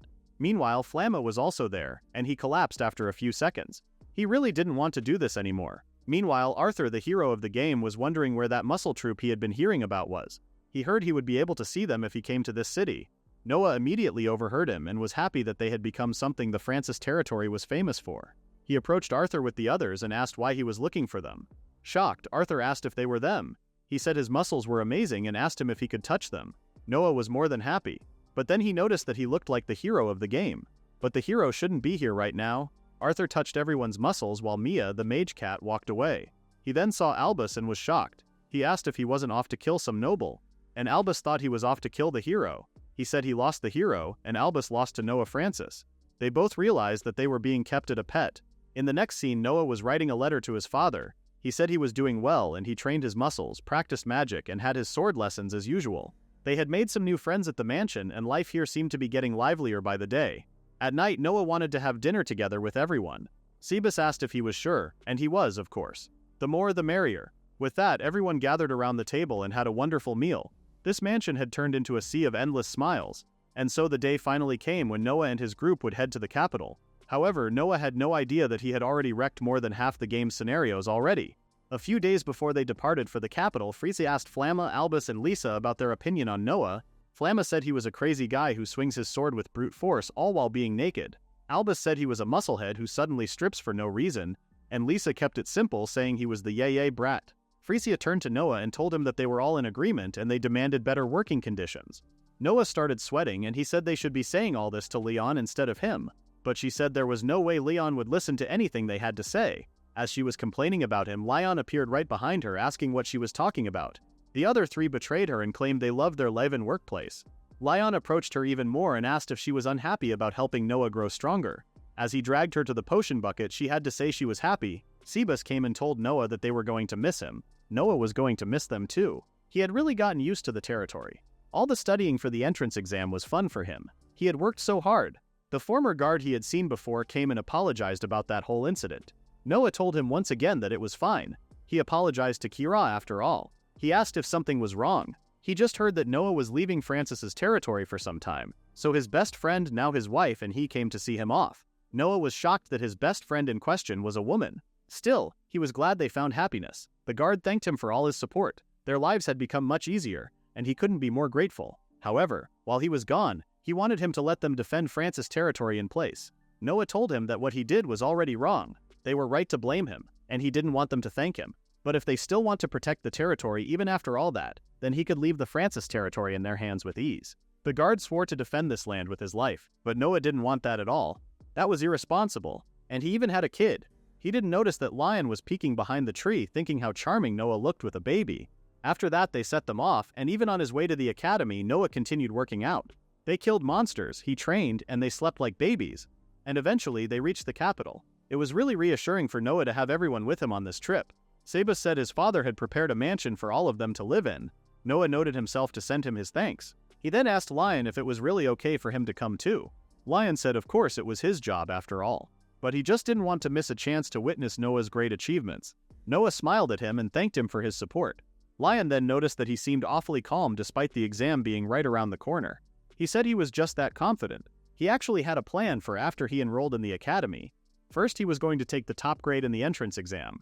Then he was going to get to know the hero and train by fighting the 12 mages. And after that, he and the hero would join hands and defeat the revived demon lord together. He was convinced that his plan was perfect. There was peace for the world and no dying for him. They accompanied him to the academy and wished him good luck. After the written exam, Noah's confidence was at 0. He didn't understand a single thing in the written exam, and every time he tried to read a question, all he could think about was muscles, dumbbells, and weightlifting.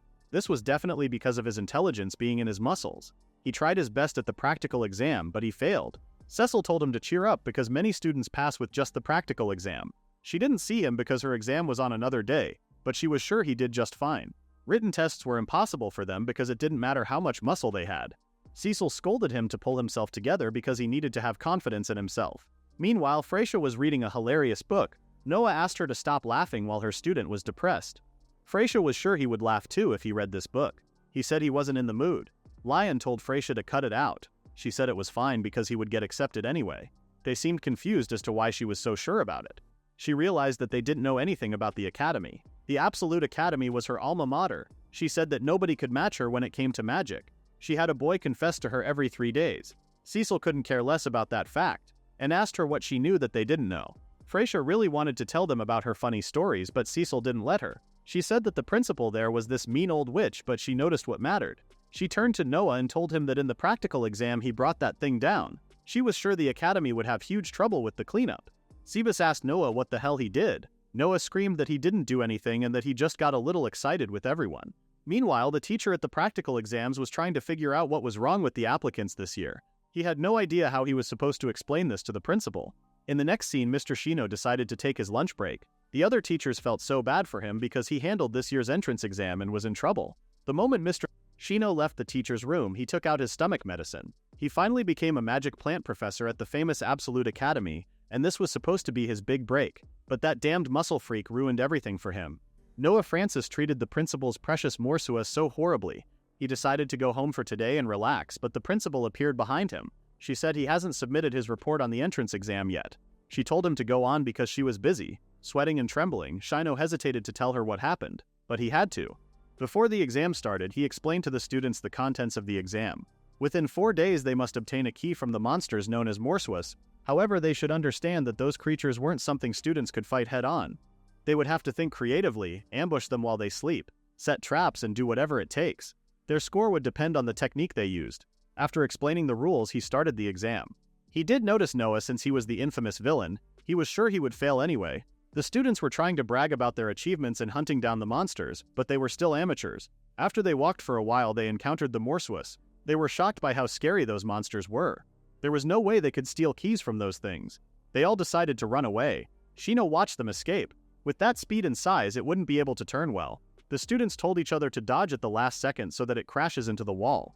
Their plan seemed to work on one of the monsters, but when the monster turned to them, they saw that its fangs had transformed. As the monster kept chasing them, Noah just stood there. The students told him to run, but he waited for the monster to approach him.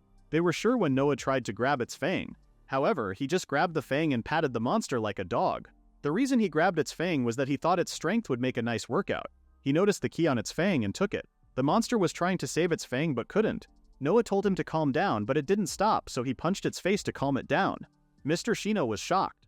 In the end, Noah grabbed the key and defeated the monster with only one punch. That was easier than he expected. The students were shocked and amazed. They thought they could take the monster down like that and decided to do it like Noah. Shino told them that the exam didn't work like that, but they didn't listen to him and attacked the monsters. Mr. Shino never imagined he would take down almost all the boars by himself. Still, he should be grateful there were so few injuries this year, thanks to him. And after that, Noah cooked the monster for everyone, and they all had a feast together. When Mr. Shino reported to the principal about what happened, the woman was shocked. She was also upset that they made barbecue with those monsters because she even named them. They were such good boys. She asked why he was in the picture they took while eating, and Shino said he was eating together with them. She said she was cutting this from his pay. The 4-day exam ended in just one, and it looked like an unbelievable guy had enrolled in their academy. Shino didn't think it would be a problem because the hero was enrolling too. He was sure the hero would guide the students back on the correct path. The principal then wanted to discuss something about the hero. The next day, everyone was waiting for Noah. When he came back, Seychelle jumped on him and congratulated him. Noah was so glad that he made it in. He seriously thought it was all over for him this time. Also, there was somebody else who was concerned about him. The man raised in a village in the middle of nowhere who awoke as the hero, Arthur Miriam. They were supposed to meet each other at the academy and defeat the demon lord together. That was his plan at least, but the hero in question failed the exam. He was a bit upset about that. His whole plan was dependent on the hero passing the exam. Cecil asked Noah if he would like to take a day off from training and go on a date to celebrate his passing the exam, just the two of them. It sounded like a good idea, so he said they should do it. But first Cecil asked him to put on some clothes. He was confused because he thought muscles were haute couture.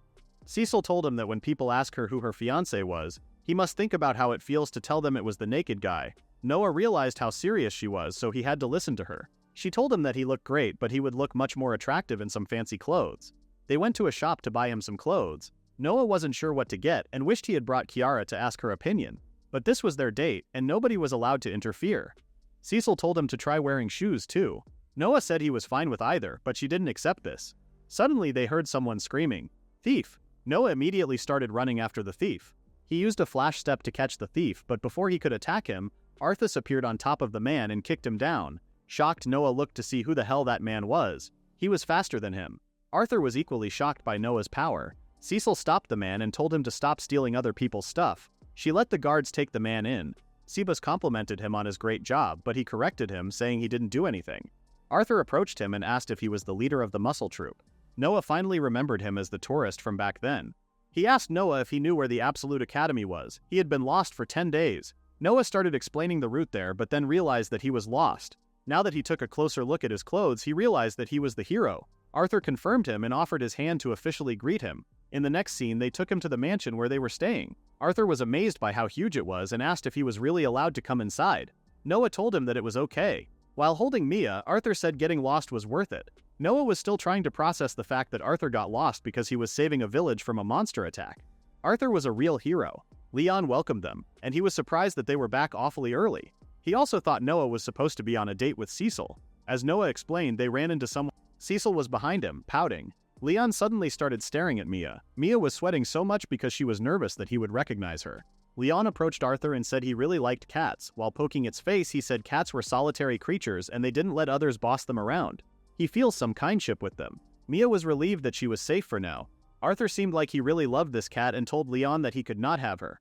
Leon asked who he was, and Noah introduced Arthur as the hero. He said Arthur gave away all his money to people in need on the way here, so he was broke. That's why he invited him to stay here. He thought they could train together. Leon was okay with that if Noah wanted it. Mia saw Lisa, Flamma, and Albus on the ground looking like they were dead and screamed. Leon apologized for letting them see something unsightly and explained that their mana tanks were depleted. Arthur asked Mia, aka McFaddy, what was wrong.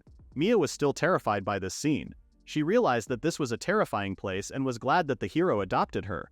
1 week passed, and Cecil asked if Noah was home. He was at the training grounds. She wore a beautiful dress because it was the day she finally succeeded at getting her date. She even used the Allure perfume that the shop assistant recommended. When she went to the training ground, she saw Noah running with Arthur. They were running on sand, which strains the legs and loins. They added the tires to that, and it made for the perfect lower body training regimen. Cecil thought she had hallucinated it was the beach for a moment. Leon said Arthur had grown quite accustomed to the life here too. He then asked if Cecil was going to a party today. Arthur came and said he was looking for Leon. He brought tons of cats for himself since he said he liked cats. Both their jaws were on the floor by his carrying tons of cats just for Leon. He said he knew Leon had his sights set on McFaddy, but she was his precious friend, so there was no way he could give her to him. Leon noticed Arthur's mark of hero on his hand. He then kneeled and started patting the cats while saying he couldn't do anything if they were friends. One look at Mia was enough for her to run away. Arthur suddenly wondered who was the strongest one at the mansion. Leon immediately responded that it was Noah, but Arthur thought he was just favoring him. Leon stated that he would understand soon enough. Meanwhile, Freesia and Noah were training. Freesia asked if he was sure she could use all the mana she had left because she didn't want him to blame her for what happened. Even after she said that her attack did nothing to Noah, he wanted to do it again, but Freesia was all out. Arthur was amazed. Leon acted like this was normal for him, but he was also amazed. After that, Sebas called for Leon and apologized for summoning him so suddenly. He didn't mind that because it was about Noah after all. Sebas believed that meeting Arthur had been a good stimulation for Noah, but he was still the hero. He was afraid that the hero could expose Noah to danger. Leon reminded Sebas that Noah was strong. He was sure Sebas believed the same, but this was just his parental love thing. Sebas didn't object to this claim. He wouldn't show a shred of mercy to anyone who attacked Noah. Lion agreed with him. Sebas suggested heading out because a special reward awaited them. In the next scene, Freesia left the mansion because she had had enough of Noah. She didn't want to go back there ever. She was creeped out by the fact that magic didn't even work on Noah. As she was walking through the forest, she encountered some monsters. She was surprised to see them here in the capital. Another monster appeared behind the trees and said it was a pity they couldn't kill Arthur. But even failing to start an insurrection in the Francis territory, those so-called 12 mages must not be all that powerful after all. He was Oblige, captain of the Demon Army's 9th Division. If he wanted to please their great demon lord Suo, he would just have to do it himself. The monsters attacked Freesia first, but she defeated them with Flame Nova. But that was all she could do before she was all out of mana. Oblige was surprised that a human dared to appear before him. His hand transformed into his weapon, and he attacked Freesia with his arrow. Meanwhile, Kiara was playing with Noah. She seemed to have a good time with her brother. Noah wanted to chase after her when he heard Frieza was gone. But since Leon and Sebas rushed out ahead, he didn't need to do anything. While playing a game with Kiara, he was still thinking about them because they were outnumbered. Monsters were headed towards the mansion, and there were 329 of them. Meanwhile, Leon saved Frieza and held her in his arms. He said that this only happened because she slacked off and ran away. Before she could feel bad for running away, she was embarrassed because they were too close. She then noticed that he was just from the attack.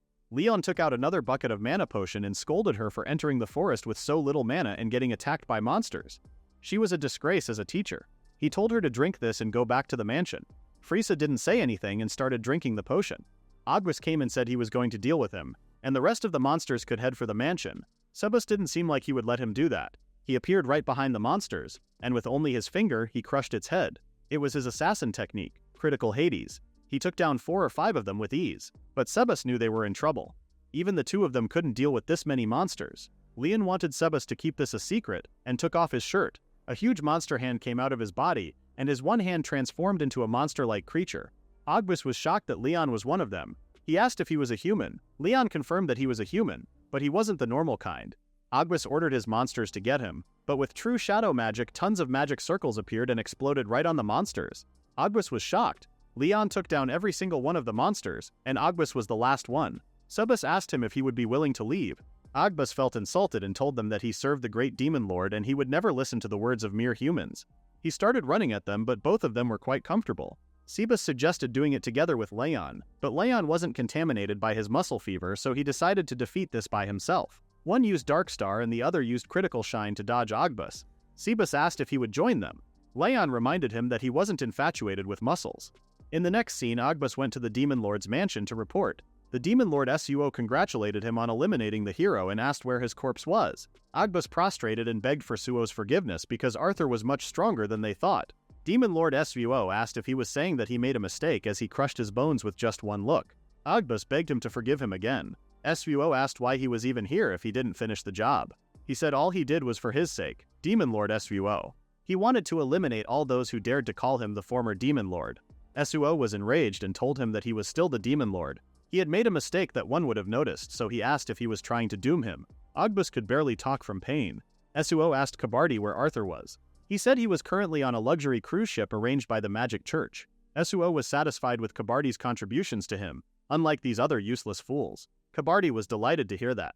Suo hasn't seen Arthur since he burned down the village. His plan for Arthur was to kill him and raise him as one of his undead, then reclaim his rightful title as Demon Lord. Meanwhile, Noah and the others were enjoying their trip on the cruise ship. Frieza was so happy to have a break. It was Flamma and the other three's first trip since they caught them. He thought he would never escape that hell and felt like being alive was amazing. But when Lisa asked him why he was holding a broccoli and a dumbbell, he was terrified again. He didn't even know when he grabbed those. Albus said the muscle brainwashing had gotten to him. Flamma was about to object to this, but then noticed that Albus was wearing clothes that showed off his muscles. Albus was also unaware that he did such a thing. He was the one who fell for the muscle brainwashing. Albus claimed that he was feeling a little hot today, and Flamma said he had always liked broccoli and the dumbbell as well.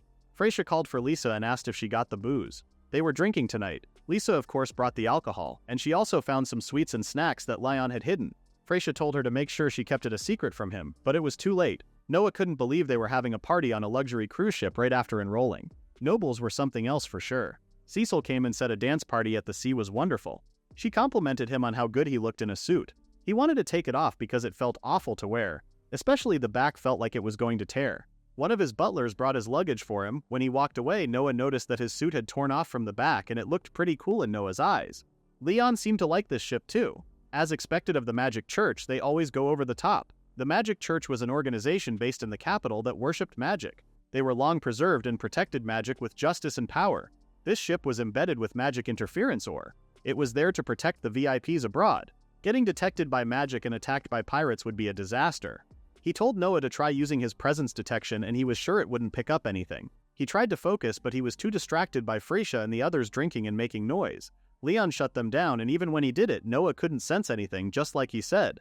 They would have been in real trouble if yesterday's enemies had used this. Lion wouldn't reject that.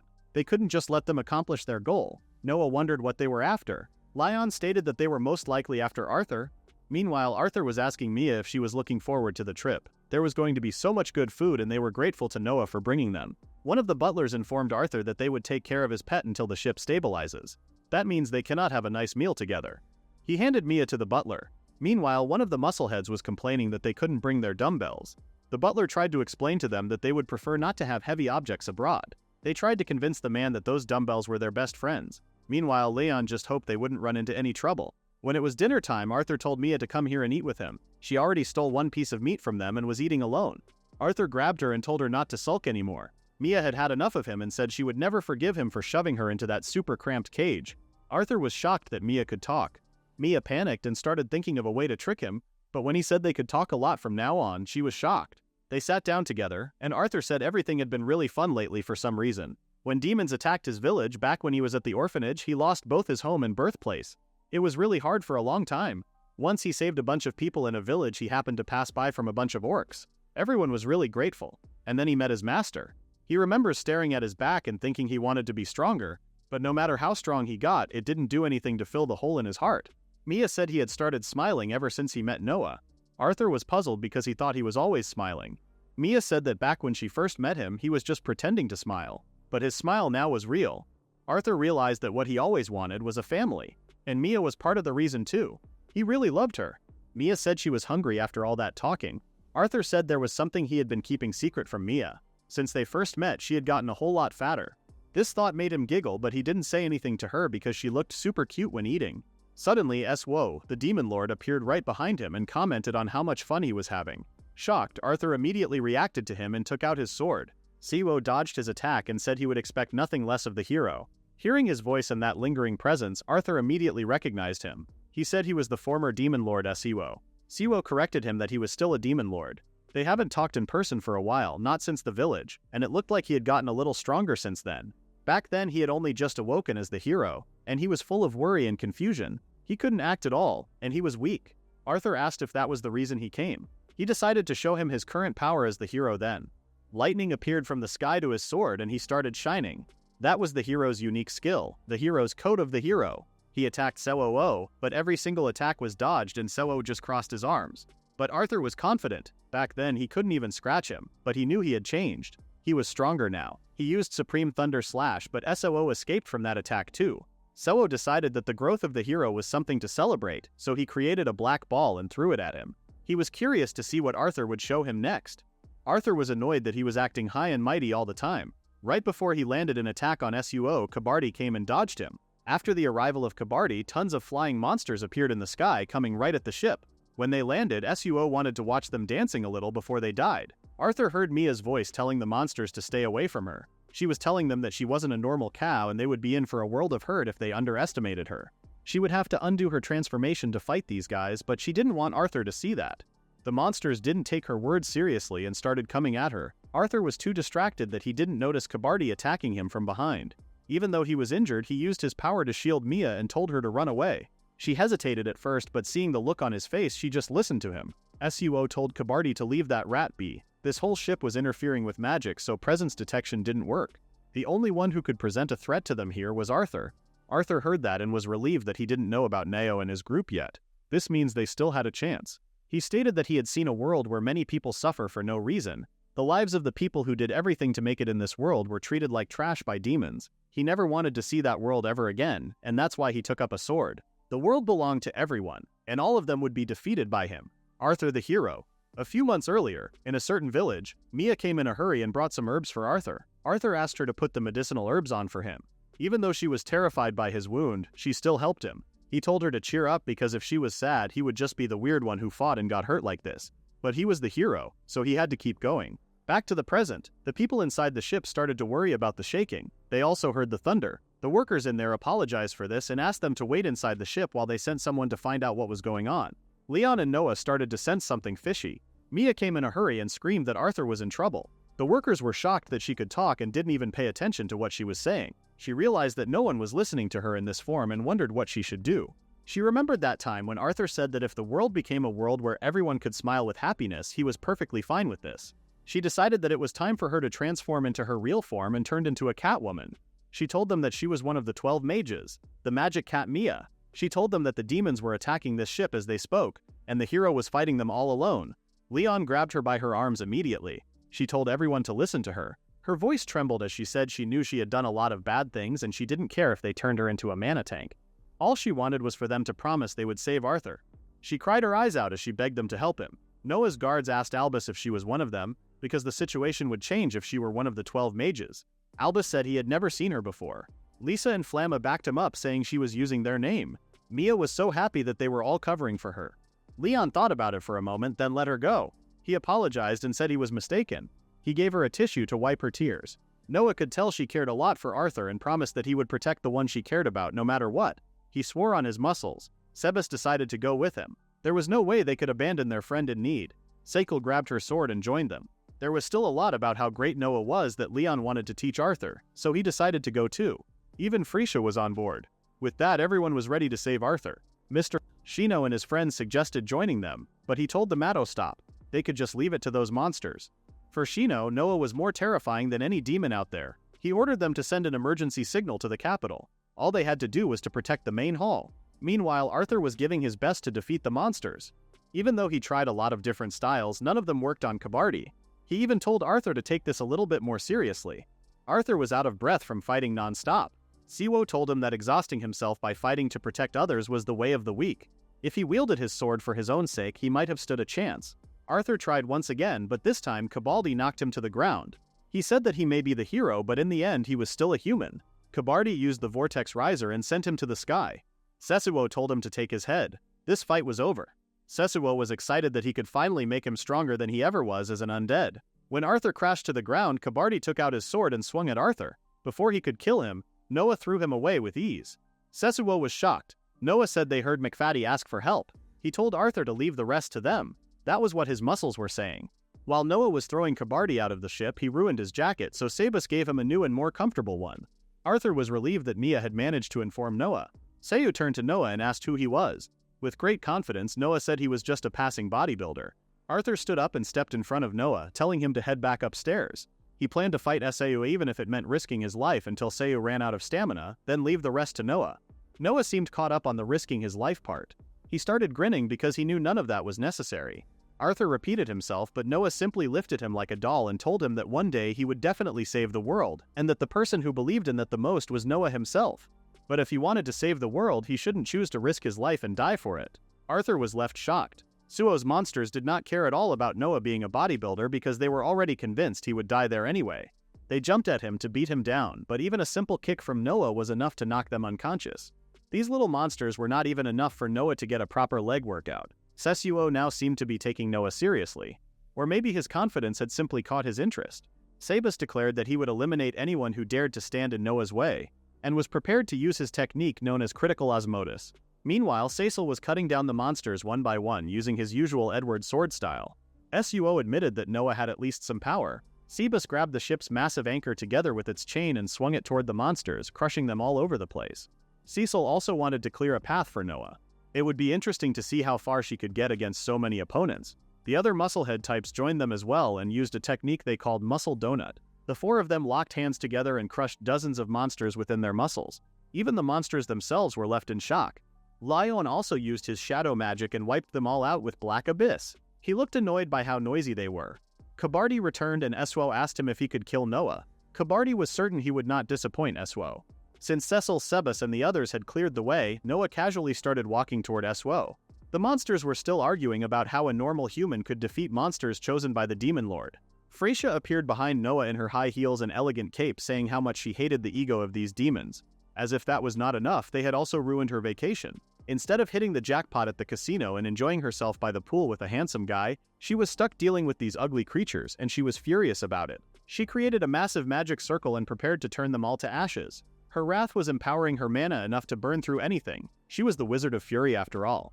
She burned all 300 monsters alive together in hellfire. At that moment, Kabardi charged at Noah through the flames. No matter what happened, he could not allow Noah to get close to Suo. Noah did not even bother turning around. Instead, Lion cut off Kabardi's arm. Lion had decided that Noah was far too pure to fight someone that disgusting, so it was best for him to handle the job himself. And just like that, Noah finally reached Suo. Before starting their fight, they introduced themselves properly. Suo was the 33rd Demon Lord, and Noah was the heir of the Francis family. Noah wanted to show this demon how strong they were. He was counting on his muscles for that. He activated his strength and used stripping to take off his clothes. He had the perfect body. Suo called him a perverted meathead, but that was like a compliment to Noah. Sebas told Suo that he still didn't understand the wonder of muscles. Noah rushed towards Suo as he took out his sword. Suo stopped his swing with one hand, but he didn't expect him to be strong enough to attack him.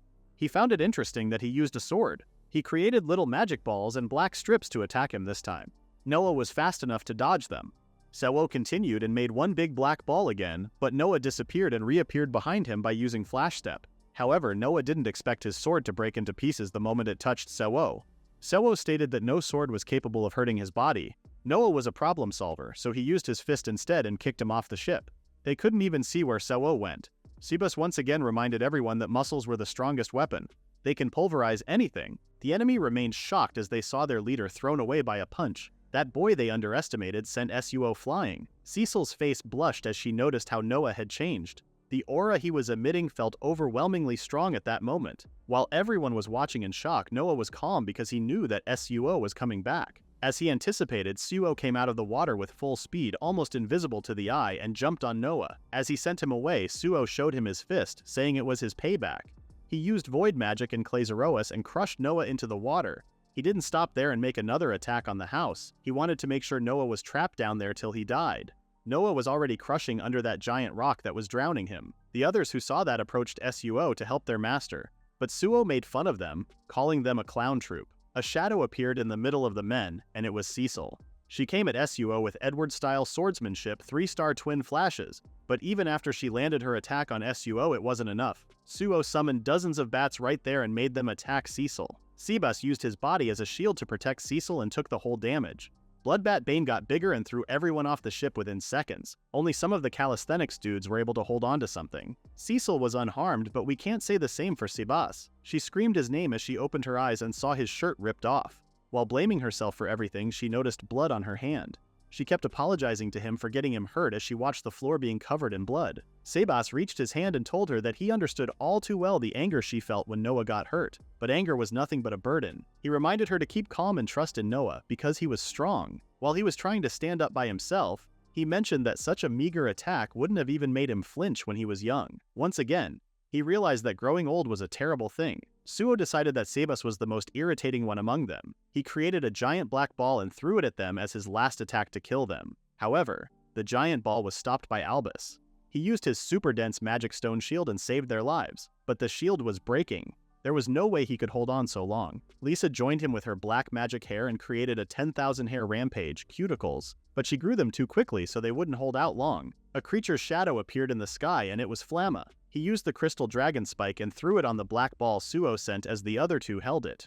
Mia joined the battle and threw cleansing furballs at them. Watching this scene, Suo seemed annoyed. "It's just one after another with you guys," he said with an exhausted face. Albus wanted to use this chance to escape, but no one seemed to agree with him. Flamma said they were on board a ship. Mia would never leave Arthur anymore, and Lisa was just worried about her hair. Cecil and Sebas didn't expect those three to support them in a situation like that when they were the ones who tried to kill them once. Suo seemed to have lost interest in Sebas and Cecil, so his small fries decided to target them. Cecil drew her sword and told Sebas to stay back and watch. The essence of the Edward style was to protect, so she wouldn't let them take a single person away from Noah. Seeing Cecil's protecting sword style bored the hell out of Suo. He crossed his arms and said pitiful things that were meaningless before him. Apparently, he expected a normal fancy swordsmanship because when Cecil started using the protection of the vast starry sky, he seemed shocked. Cecil's attack was enough to send him flying again, but it only made him mad. He disappeared and reappeared right in Cecil's face, and as he punched her in the face, he yelled that this was the second time today that he got hurt. The punch was so strong that it cracked the wall.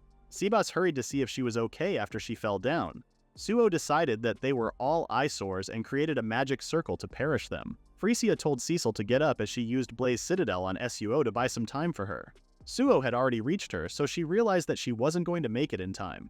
With Catastrophe Palm, he crushed them with ease. Frisia was on the floor, and she saw Cecil's body lying on the floor unconscious when the smoke cleared. While lying on the floor, Cecil could only think about Noah. Hearing Noah's voice always filled her with courage. Thanks to him, her smile was genuine for the first time in her life. All she wanted was to hear his cheerful voice just one more time. Suo saw Cecil's face and wondered why she was smirking. While laughing, she barely asked Suo if he really couldn't hear him. Right after she finished talking, something came out of the water.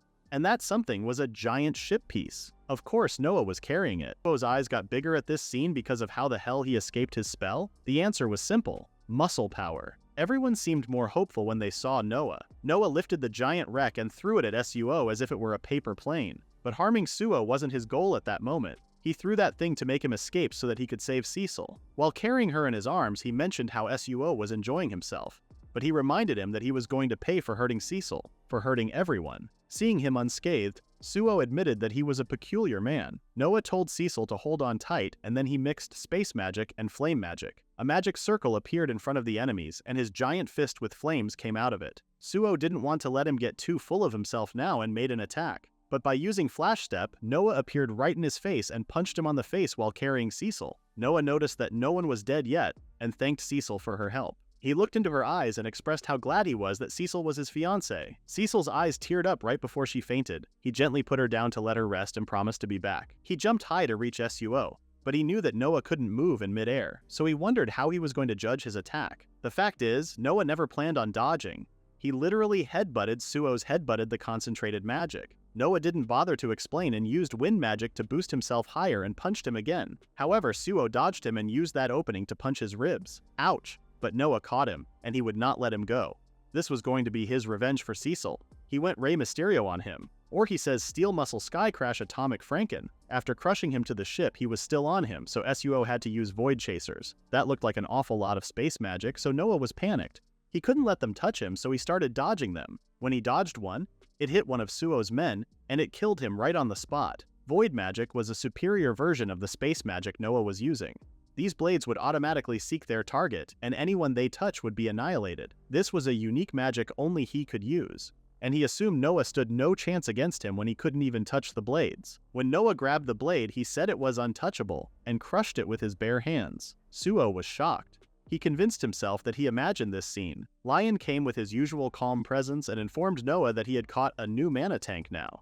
Kabardi was the new guy. Inside the mana tank, Kabardi told Suo that he was a devil and advised him to be careful. Lion didn't know that he could still speak, so he took care of him. He always amazed Noah with how strict and emotionless he was. Suo still believed it was impossible for Kabardi to lose to a human. He decided to kill him with another giant black ball. As he threw it at Noah, Noah grabbed the ball, and this amused Suo because there was no way those humans could defeat the demons. Noah, on the other hand, was relieved because this was the perfect weight that he was looking for. Suo felt insulted and decided to add another one. Lion, with everyone behind him, informed Noah that they could still fight. Noah was shocked to see everyone standing, even Cecil. When Cecil gave him a thumbs up, he said he trusted them to have his back. Suo was confused to see them like that because he had just shown them how hopeless the difference in power between them was, but they still got back up and continued to face him.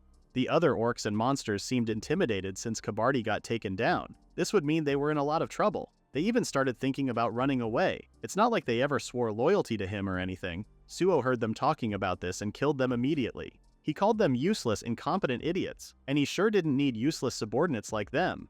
He created thousands of magic circles and summoned dozens of void blades again. At this rate, he didn't care about anyone on that ship. It was the same magic that absorbed stuff into another dimension, like earlier, but there were not many of them. The demons tried to run away as they didn't want to die. Noah used to think Suo was someone who was incredible a long time ago, but had turned frail and weak in his old age. But he was just some nasty guy who acted big while clinging to past glory. His power had waned, and he grew frustrated with the world, which he could no longer control as he pleased. He really couldn't keep up with the times. Someone needed to stop this lunatic. Someone needs to teach him the reality while standing on equal footing with him. Noah focused his energy and used fire magic to boost his speed. This last kick was to actually be the one to stop this guy. After the kick, Suo could barely come out of the ruins and questioned what the hell Noah was. Oh, Noah? He was just a villainous noble who enjoyed some muscle training. He opened his arms at Suo and told him that he was going to take whatever he threw at him. Suo started questioning when it all went so wrong. A few hundred years ago in the continent of Demons Dragnia, it was a dark era where many fought for the position of Demon Lord. Demons bared their fangs at each other and spilled blood. He was a skinny little demon on the street. As far back as he could remember, that place was straight out of hell. One day he met Kabardi as a slave. The slave merchant brought two of them. Kabardi didn't think they would earn their keep since they didn't look worth all that. The one behind Suo seemed a lot scared. Kabardi decided to just kill all of them, but the demons stopped him, saying they were Valachians and their hearts were worth a palace each. He grabbed the female one and stabbed her to give him her heart so that Kabardi would spare him. He tried to run away, but the demon grabbed him too. and right before Kabardi killed him, he realized that he was letting himself get killed by guys like this. That emotional outburst created an explosive awakening of mana, and it seemed interesting to Kabardi. He stood up as he said they were all dead, and then asked if he still wanted some. In that moment, Kabardi kneeled in front of him. He said that his power meant he was fated to be hunted by the people who wished for the position of Demon Lord, but only if he wished so. Then he had the potential to become the Demon Lord himself. Those were the words he recalled when Noah was punching his face without a break. He then created magic circles and used Ignis Blow Tempest. With giant fists, he kept punching and punching. Suo started to wonder if he ever truly desired to become a Demon Lord. Even now, he was still not sure about it. However, desire was his only way to survive.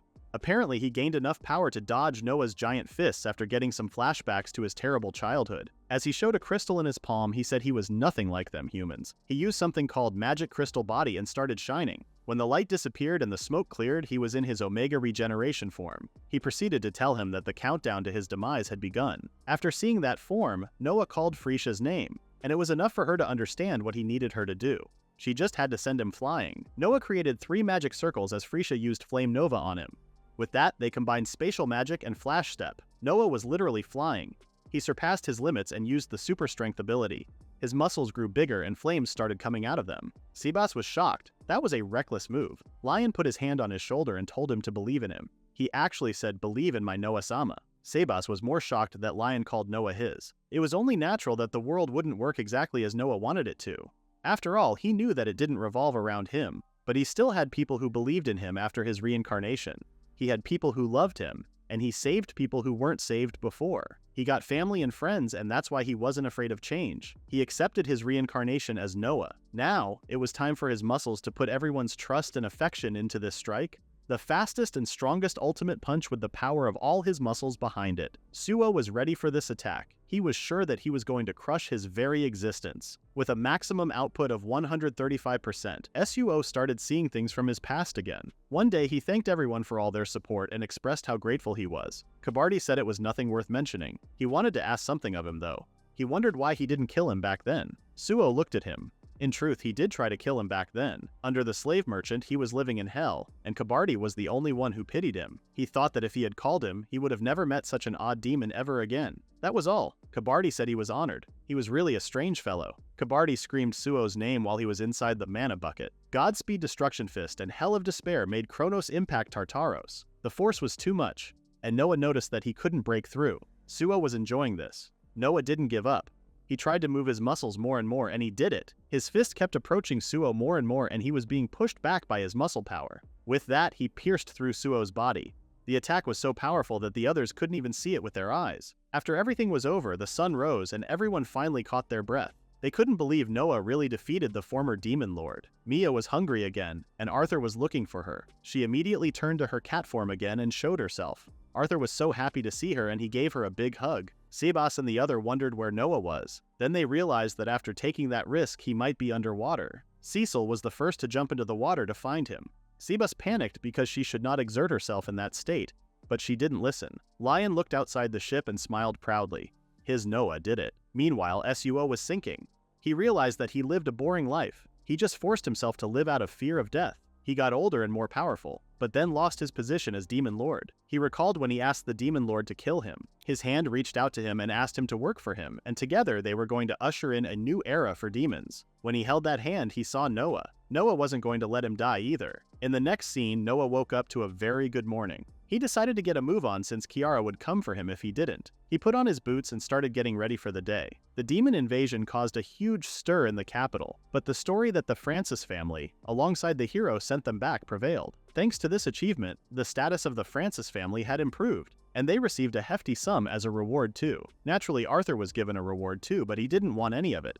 He wanted to attend the Absolute Academy with Noah, and so he was accepted as an exception. Currently, Sebas is training him physically and academically to enter the academy. When he was finally ready for the day, he was about to leave from his window, but he got caught. Kiara came and asked where he was going. He stuttered when he said he would move his body soon, or he might grow rusty. Kiara once again calmly asked how he was planning to move his body when he was bandaged up like a mummy. That was a hard question to answer. She told the butlers to get him and put him to bed again. They told him that the wounded should rest. Even though he said he was fine, they had to burrito him with a blanket and tie him up. Kiara reminded him that the doctor said his insides were all messed up and that he had to rest for 2 weeks. When he said it didn't even hurt anywhere, Kiara put a nice towel on his forehead and ordered him to get some rest. She closed the window so that he wouldn't catch a cold. Noah figured that she was mad that he hadn't paid much attention to her lately. Dangeroo left a get-well gift on the counter, and it was a dumbbell. Noah was so excited that he ripped off the blanket to reach the dumbbell, but Sebas took it from him at the last second. He begged him to let him do 1 rep. But he reminded him once again that resting takes priority, both for Kiara's sake and his own. Arthur came with Mia and mentioned how he never knew he had to bring a dumbbell when paying a sick visit. Mia told him that this was not normal. They had no idea where SUO went, and he wondered where he could be. Back at Noah's room, a bird came inside right before Kiara closed the window. She tried to stop it, but it landed on Noah's head and stood there. No matter how many times she saw that bird, it was still ugly. Noah was offended and told her that she cannot say stuff like that. Kiara asked if he didn't feel disturbed by having such a bizarre bird attached to him. He looked closely at the bird and noticed that its whole body was a purplish color and its wings were so small he had no idea how it could fly. It acted like it was the boss of everything. Its body was completely round and it was very fluffy, and rubbing against fluffy animals like this was the most soothing thing. Kiara asked where he had caught it. Noah pointed at the forest. Arthur was happy that Noah had started to keep a pet like how he had McFatty. He started poking the bird, wondering what kind it was, but apparently he made it uncomfortable. Noah said it was a myna, but he wasn't sure if they even existed in this world. When Kiara said she had heard of such a bird before, he was relieved. She wondered what it could do, and he said it could imitate human speech. Arthur wanted to try it and started saying words like muscle, weight, and protein. The bird repeated the words and amazed the muscle heads in the room, but they thought the bird was there for them to eat. So Noah grabbed it and tried to hide it. He yelled at them that they cannot eat it and that it was going to be a magic tank. They obviously stopped after that. Noah then suddenly asked Arthur if he would be angry if he knew that SUO was still alive. Arthur thought about it for a moment, then responded that he didn't like him, but he didn't really carry a grudge against him. He was an orphan, and it may have been where he was born and raised, but he was basically a slave. So he wasn't angry about it anymore, but he stated that killing people was bad, and that made him mad. He then thanked Noah for saving him. They were super strong, and he thought he was a goner before they came. After thanking him, he decided to go get some snacks with Mia. Watching him act and talk, Noah noticed how amazing Arthur was. He really was the hero. Still, he was wondering how long he could keep him in the dark. In the next scene, Kabardi was crying his eyes out, apologizing to Suo. What he was apologizing for wasn't the Suo we had seen before though, it was the blackbird that kept coming at Noah. He told Kabardi to keep quiet. He was being a disgrace to the demon kind, but Kabardi was so upset that he turned into that. Suo explained that he was simply not able to maintain his body considering the large amount of mana it took. Kabardi put him to his hands and started petting him as he said he lost, because he had less than a third of the power he held in his prime. Suo said they were but dregs of their former selves. He had no regrets, even if they lost. But the strange thing was, his power had stopped waning. Kabardi asked if he had stopped again. His mana may have grown even smaller in the fight against Noah, but under these circumstances, reviving their former demon army was no mere dream. This idea excited Kabardi. Hearing their conversation, Noah came and asked if he was going to be evil again. They both panicked and told him that it was none of his business. Noah said it was because Suo was something like his familiar now after all. Suo fled to his face and called him a mere worthless human again. He asked if he wanted to make the former demon lord his familiar. He told him to know his place as he hit his forehead with his beak. Noah was unbothered and told him not to look so angry or he would make chicken tenders out of him. He acted like threats like that wouldn't make him back down. He may have lost his fight against Noah, but he didn't lose his pride as demon lord. As they started walking away, Noah screamed at everyone that chicken was on the menu tonight. Seeing the muscleheads dying to fry him up, Suo promised to be on his best behavior. Meanwhile, somewhere near the capital, Noah's father was coming back from his business trips after 3 whole years. As they entered the capital, the first thing they noticed was the festival mood in the capital. Alec Francis suspected Noah only managed to beat back the demons using his guards. He just hoped that he didn't get carried away after this achievement. He didn't want to admit it, but his son was an idiot. Just imagining that he was the next family head gave him a headache. That was precisely why he made Cecil Edward his fiancée, so that she could support him. She was a talented lady who was a forward thinker. He trusted that she would be there to give Noah a good slap and set him back on the right path if needed. He just hoped that Noah could change a little. When they finally arrived at the mansion, Alec was excited to see how much his son had grown. He called Kiara and Noah's names loudly. But the thing he saw was a bunch of muscleheads, a demon, a cranky cat chasing a bird. He was almost sure they got lost. Lion came and asked if he had business with Noah. Alec told him that he was Alex Francis and asked for his name. Lion smiled and introduced himself as Noah's instructor. He thanked Lion for taking care of Noah. From the looks of him, Alec thought he was polite and hardworking. Lion decided to show him to Noah. The moment he turned his back on Alec, he was shocked because he was dragging Freesia behind him. When he asked, Lion explained that she ate the snack he had hidden for himself. She also snuck out of the mansion to join a party for singles and was out cold bawling because nobody there would date her. So she skipped work and hid in bed. This was merely her punishment. Alec asked him to be a little gentler with her. Since it was the head of the house, Lion told Freesia to go recover with a mana tank immediately. While walking inside the mansion, Alec saw some interesting things. Servants training muscles, Arthur trying to study but couldn't understand anything, and Gabardi trying to stop Suo from sneaking so much food. He wasn't even sure if this was his home anymore. He started to question who had turned his mansion into such a crisis. He blamed himself for prioritizing his work over his family. When they arrived at Noah's door, Lion hoped he would continue being a good father for Noah. Alec responded that all he had ever done for him was give him money and arrange his fiancée. He was never able to give him any love.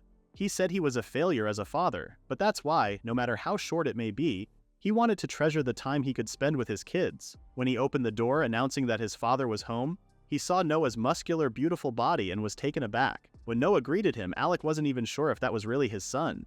He said he had grown so much and apologized for often leaving him alone. He asked where Kiara was, and Noah said she was in her room. He asked Noah if he wanted to play together like old times, just them and the family. Noah was so excited. He asked what he wanted to do. He thought he would say something like hunting or chess, assuming that he was still a kid, but Noah asked to do dumbbells. When Kiara heard her father was back, she rushed to Noah's room to see him. But when she opened the door, she saw her father doing muscle training. Kiara immediately assumed her father was dead. At the dinner table, Cecil asked Noah if he had made his father train his muscles. Noah didn't see any problem with it, but Cecil ordered him not to do it again. Alec tried to pet his daughter's head, promising that he would make some time for her later. But she lifted her head because he stank of sweat. Cecil panicked because Alec had a mental breakdown over embarrassment. After dinner, they saw fireworks outside. Come to think of it, there was a festival today. Noah heard that all the sponsors were lighting fireworks, including the Francis family. Cecil was looking forward to seeing it. Watching his son, Alec couldn't help but express how much he had changed. He used to be cruel and violent. He had no excuse for not being able to do anything about it, as his father did. Noah had somewhat grasped the reason why Noah was so evil in the first place. Because after reincarnating he was also Noah, he ended up understanding why. Noah admitted that he just wanted him to pay attention to him. He was so busy with work that he was never home, and Noah became sort of the temporary lord. Noah, the oldest son of the lord, ended up being treated as the actual lord by the people around him. Kiara was still a child, so he spoiled her in place of their parents. He thought Noah was unexpectedly kind for accepting those circumstances, but he was so lonely. Noah stated that if he had acted really badly, his father would come back home to scold him, something along such childish thoughts. He wanted his father to see him. Alec once again called himself a worthless father. It couldn't be helped since it was work, but just leaving his kids alone could have broken them. He promised to come home more often in the future. He was about to apologize to him, but Noah stopped him. Noah was too embarrassed to tell him, but he understood how he felt.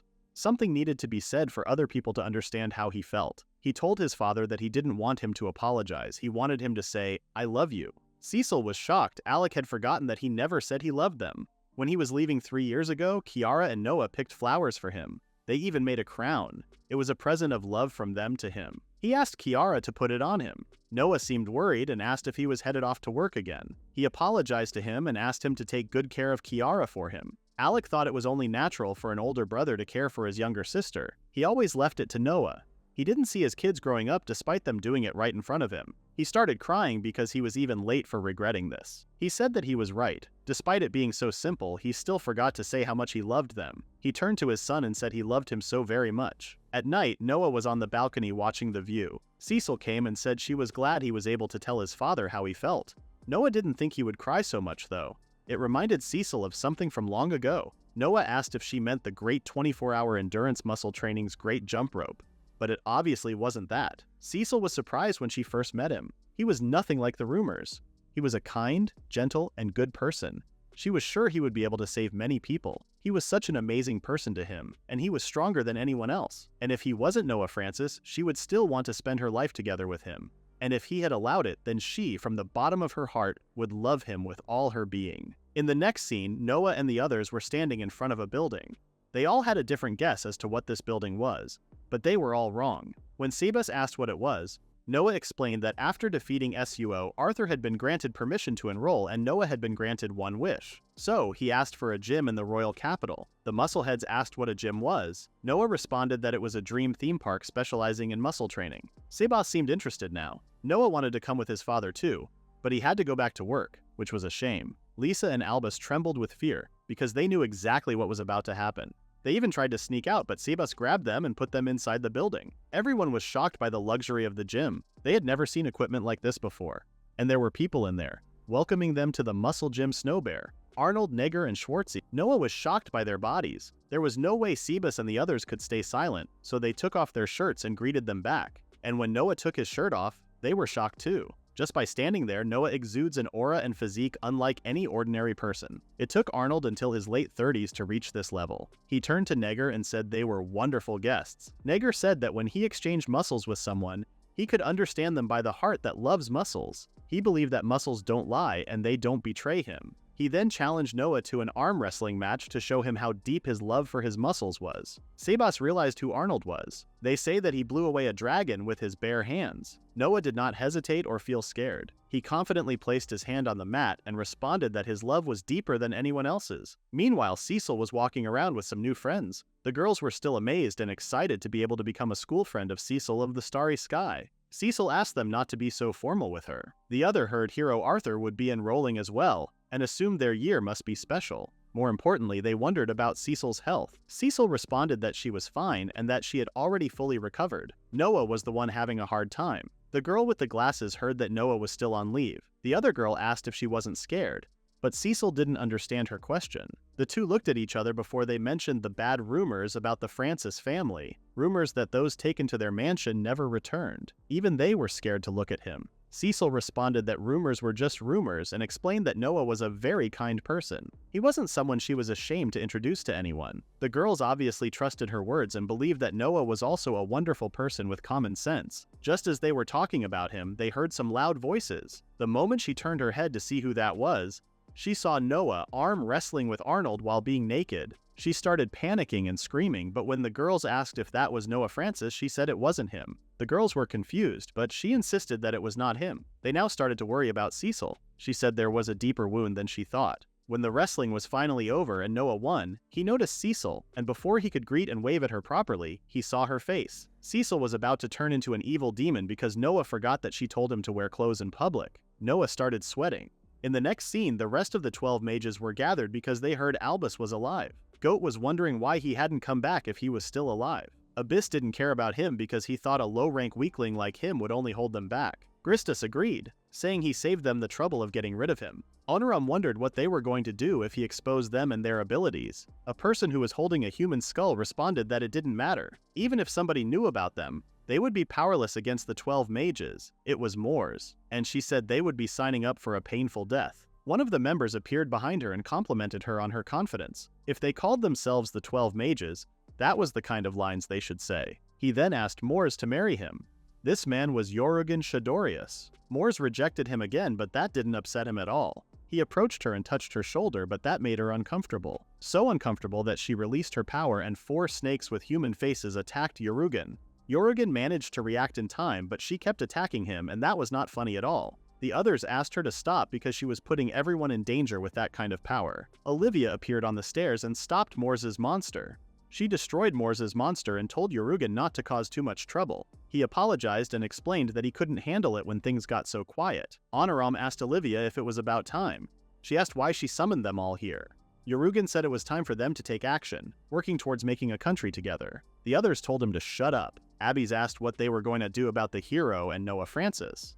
Their employer, the former Demon Lord, was sent packing, and with him gone, they couldn't just leave them alone. Olivia stated that if they were going to get in their way, they should eliminate them. The first target was the hero, and Olivia put Christus in charge of that. As for the other guy, everyone waited for Olivia to pick them, but Shuku stepped up and said he had robbed him of something precious and that he was going to kill him. Olivia decided to give the job to him, and with the rest of the members, they were going to bring this country down. Yorugan said he didn't really care about the villainous noble or the hero, and he didn't think they would cause them any trouble, as if they weren't the ones who eliminated their leader, the former demon lord. Yorgen admitted that the one he was most wary of was in the magic church. A woman with long hair appeared in the middle of a flower field and she thanked someone for telling her. She seemed relieved that it was finally the time for her to do something. In the next scene, Albus and Lisa were running with the others, but Albus and Lisa were exhausted. Unlike them, Flamma seemed completely fine, and he was acting like one of those muscle heads. He decided to run ahead with the others and left Lisa and Albus there.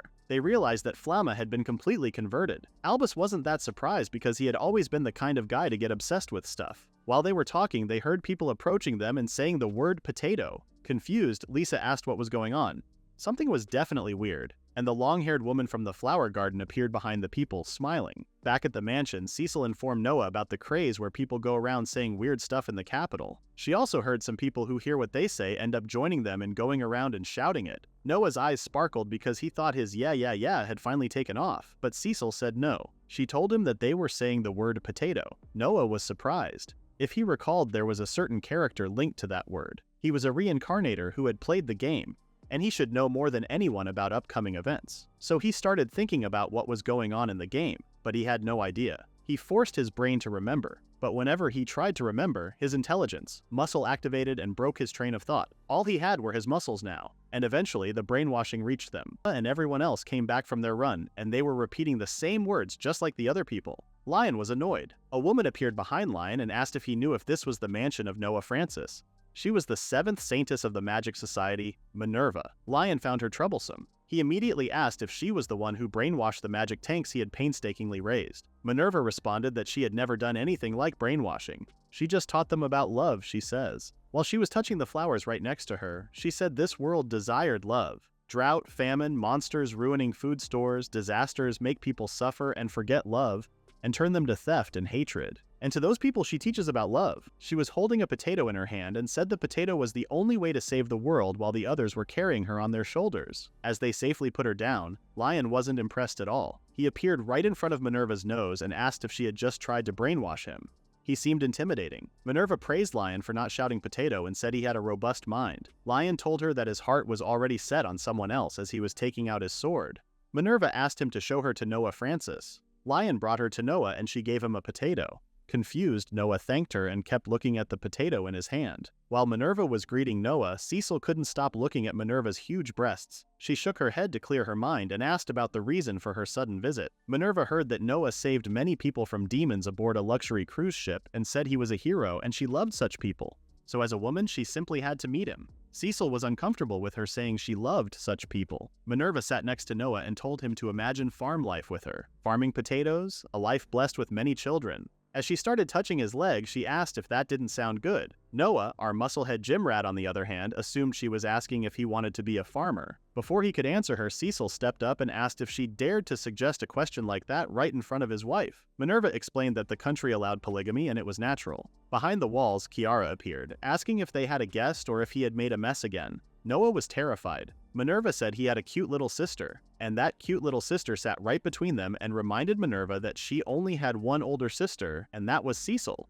Cecil agreed and sat next to Noah while grabbing his arm. She said, "That's right. You might think this scene is absurd, but what's more absurd is that Lion appears between Noah's legs, and apparently he was offended that they were brushing him aside to receive Noah's affection." Minerva giggled and figured they all got along so splendidly well. Lion told her to cut to the chase. She was the 7th saintess, and surely she didn't come here just to flirt with Noah. Minerva realized that she couldn't fool him and said he was right. She decided to be blunt and revealed that 1 week from today, the capital was going to face unprecedented danger. Noah asked what she meant by that. She stood up and explained that the leader of the 12 mages that they had been targeting had begun to move. Looking at Albus and Lisa, Kiara and Cecil didn't think they were all that dangerous. Minerva reminded them that their goal was to make their own country, and for that purpose, they planned to destroy the capital. She then asked if they knew the story of the demon and the gate. Cecil knew about it. A dog, a cat, and a dragon live happily in a small village together. But then a demon appeared from a gate. The demon crushed their houses, ruined their fields, and made everyone suffer. The monkey received courage from God, and everyone worked together to punish the demon. The daemon was locked behind the gate to reflect on its actions. It was an old children's story. Cecil's mother often read it to her when she was a child. Kiara liked it too. Noah didn't remember it even though he was the one who read it to Kiara. Minerva told them that this was no mere children's story. It talks about something that happened to their capital long, long ago. It was actually history. The demon actually existed. Putting it more accurately, the capital was built after that event took place. The 12 mages seek to undo the demon's seal, and if that seal comes undone, the capital would be destroyed, and all the people who live in or near it would perish. Lion stated that even supposing that was their goal, they would need her special ability, the Holy Relics, to break the seal. Noah seemed to recall some things about that ability from his previous life, but the moment he started using his brain, his intelligence, muscle attacked him as if it didn't want him to think. He was literally fighting with his own intelligence in his brain. He didn't want to let it beat him forever. As he used his firepower on his own intelligence, he finally remembered. The god bestowed the holy relics upon men, and saintesses hold the highest position in the magic society as the ones chosen by the holy relics. And the potato saintess Minerva possessed was one of those relics. Minerva said they would find the gates that seal the demon, both north and south of the capital, protected by the magic society. Lion thought about it for a moment and said these 2 gates seal the demon, and to undo the seal, they needed 2 of the ancient relics that the Magic Society had kept safe since times of old. Even if they were the 12 mages, he simply couldn't imagine they possessed enough strength to steal the relic from the saintesses and her ridiculous power. Cecil noticed that Lion knew the children's tale was true history all along. Lion responded that he just heard when he was young too. Minerva revealed that they had already stolen 1 relic. They only needed 1 more, and they would surely come for her potato too. Stealing a potato felt like a petty crime to Cecil. Minerva then knelt in front of Noah and begged him to help them. Cecil didn't expect her to be this desperate for a saintess. Noah asked her to raise her head and said, of course he will help her. If the capital got destroyed, Noah's favorite gym would get destroyed too after all. Minerva was confused, but she stayed silent. Kiara said whatever happens in the capital has a huge influence on their territory as well. Cecil mentioned she had got into the academy and made a ton of friends, so she didn't want to lose any of that. She was going to help too. Noah was sure Arthur the hero would help too as soon as he heard that. Just as he expected, Arthur appeared out of nowhere, but he didn't seem so well as he kept saying the words potato and muscle. He even combined them together and kept wandering around.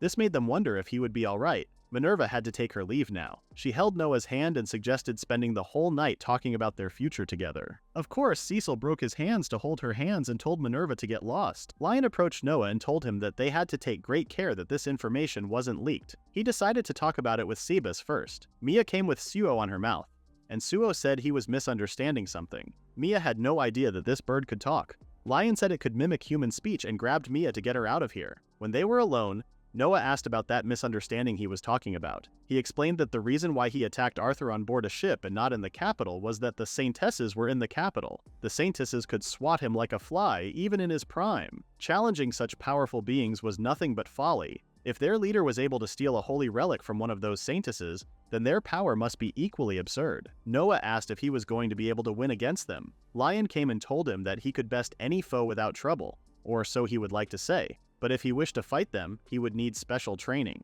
Noah thought about it for a moment and then put Suo on his head. He decided to become even stronger to protect his friends. Meanwhile, Shuku was approaching the territory. He was thinking about his worst enemy, Noah, and how he would never forgive him.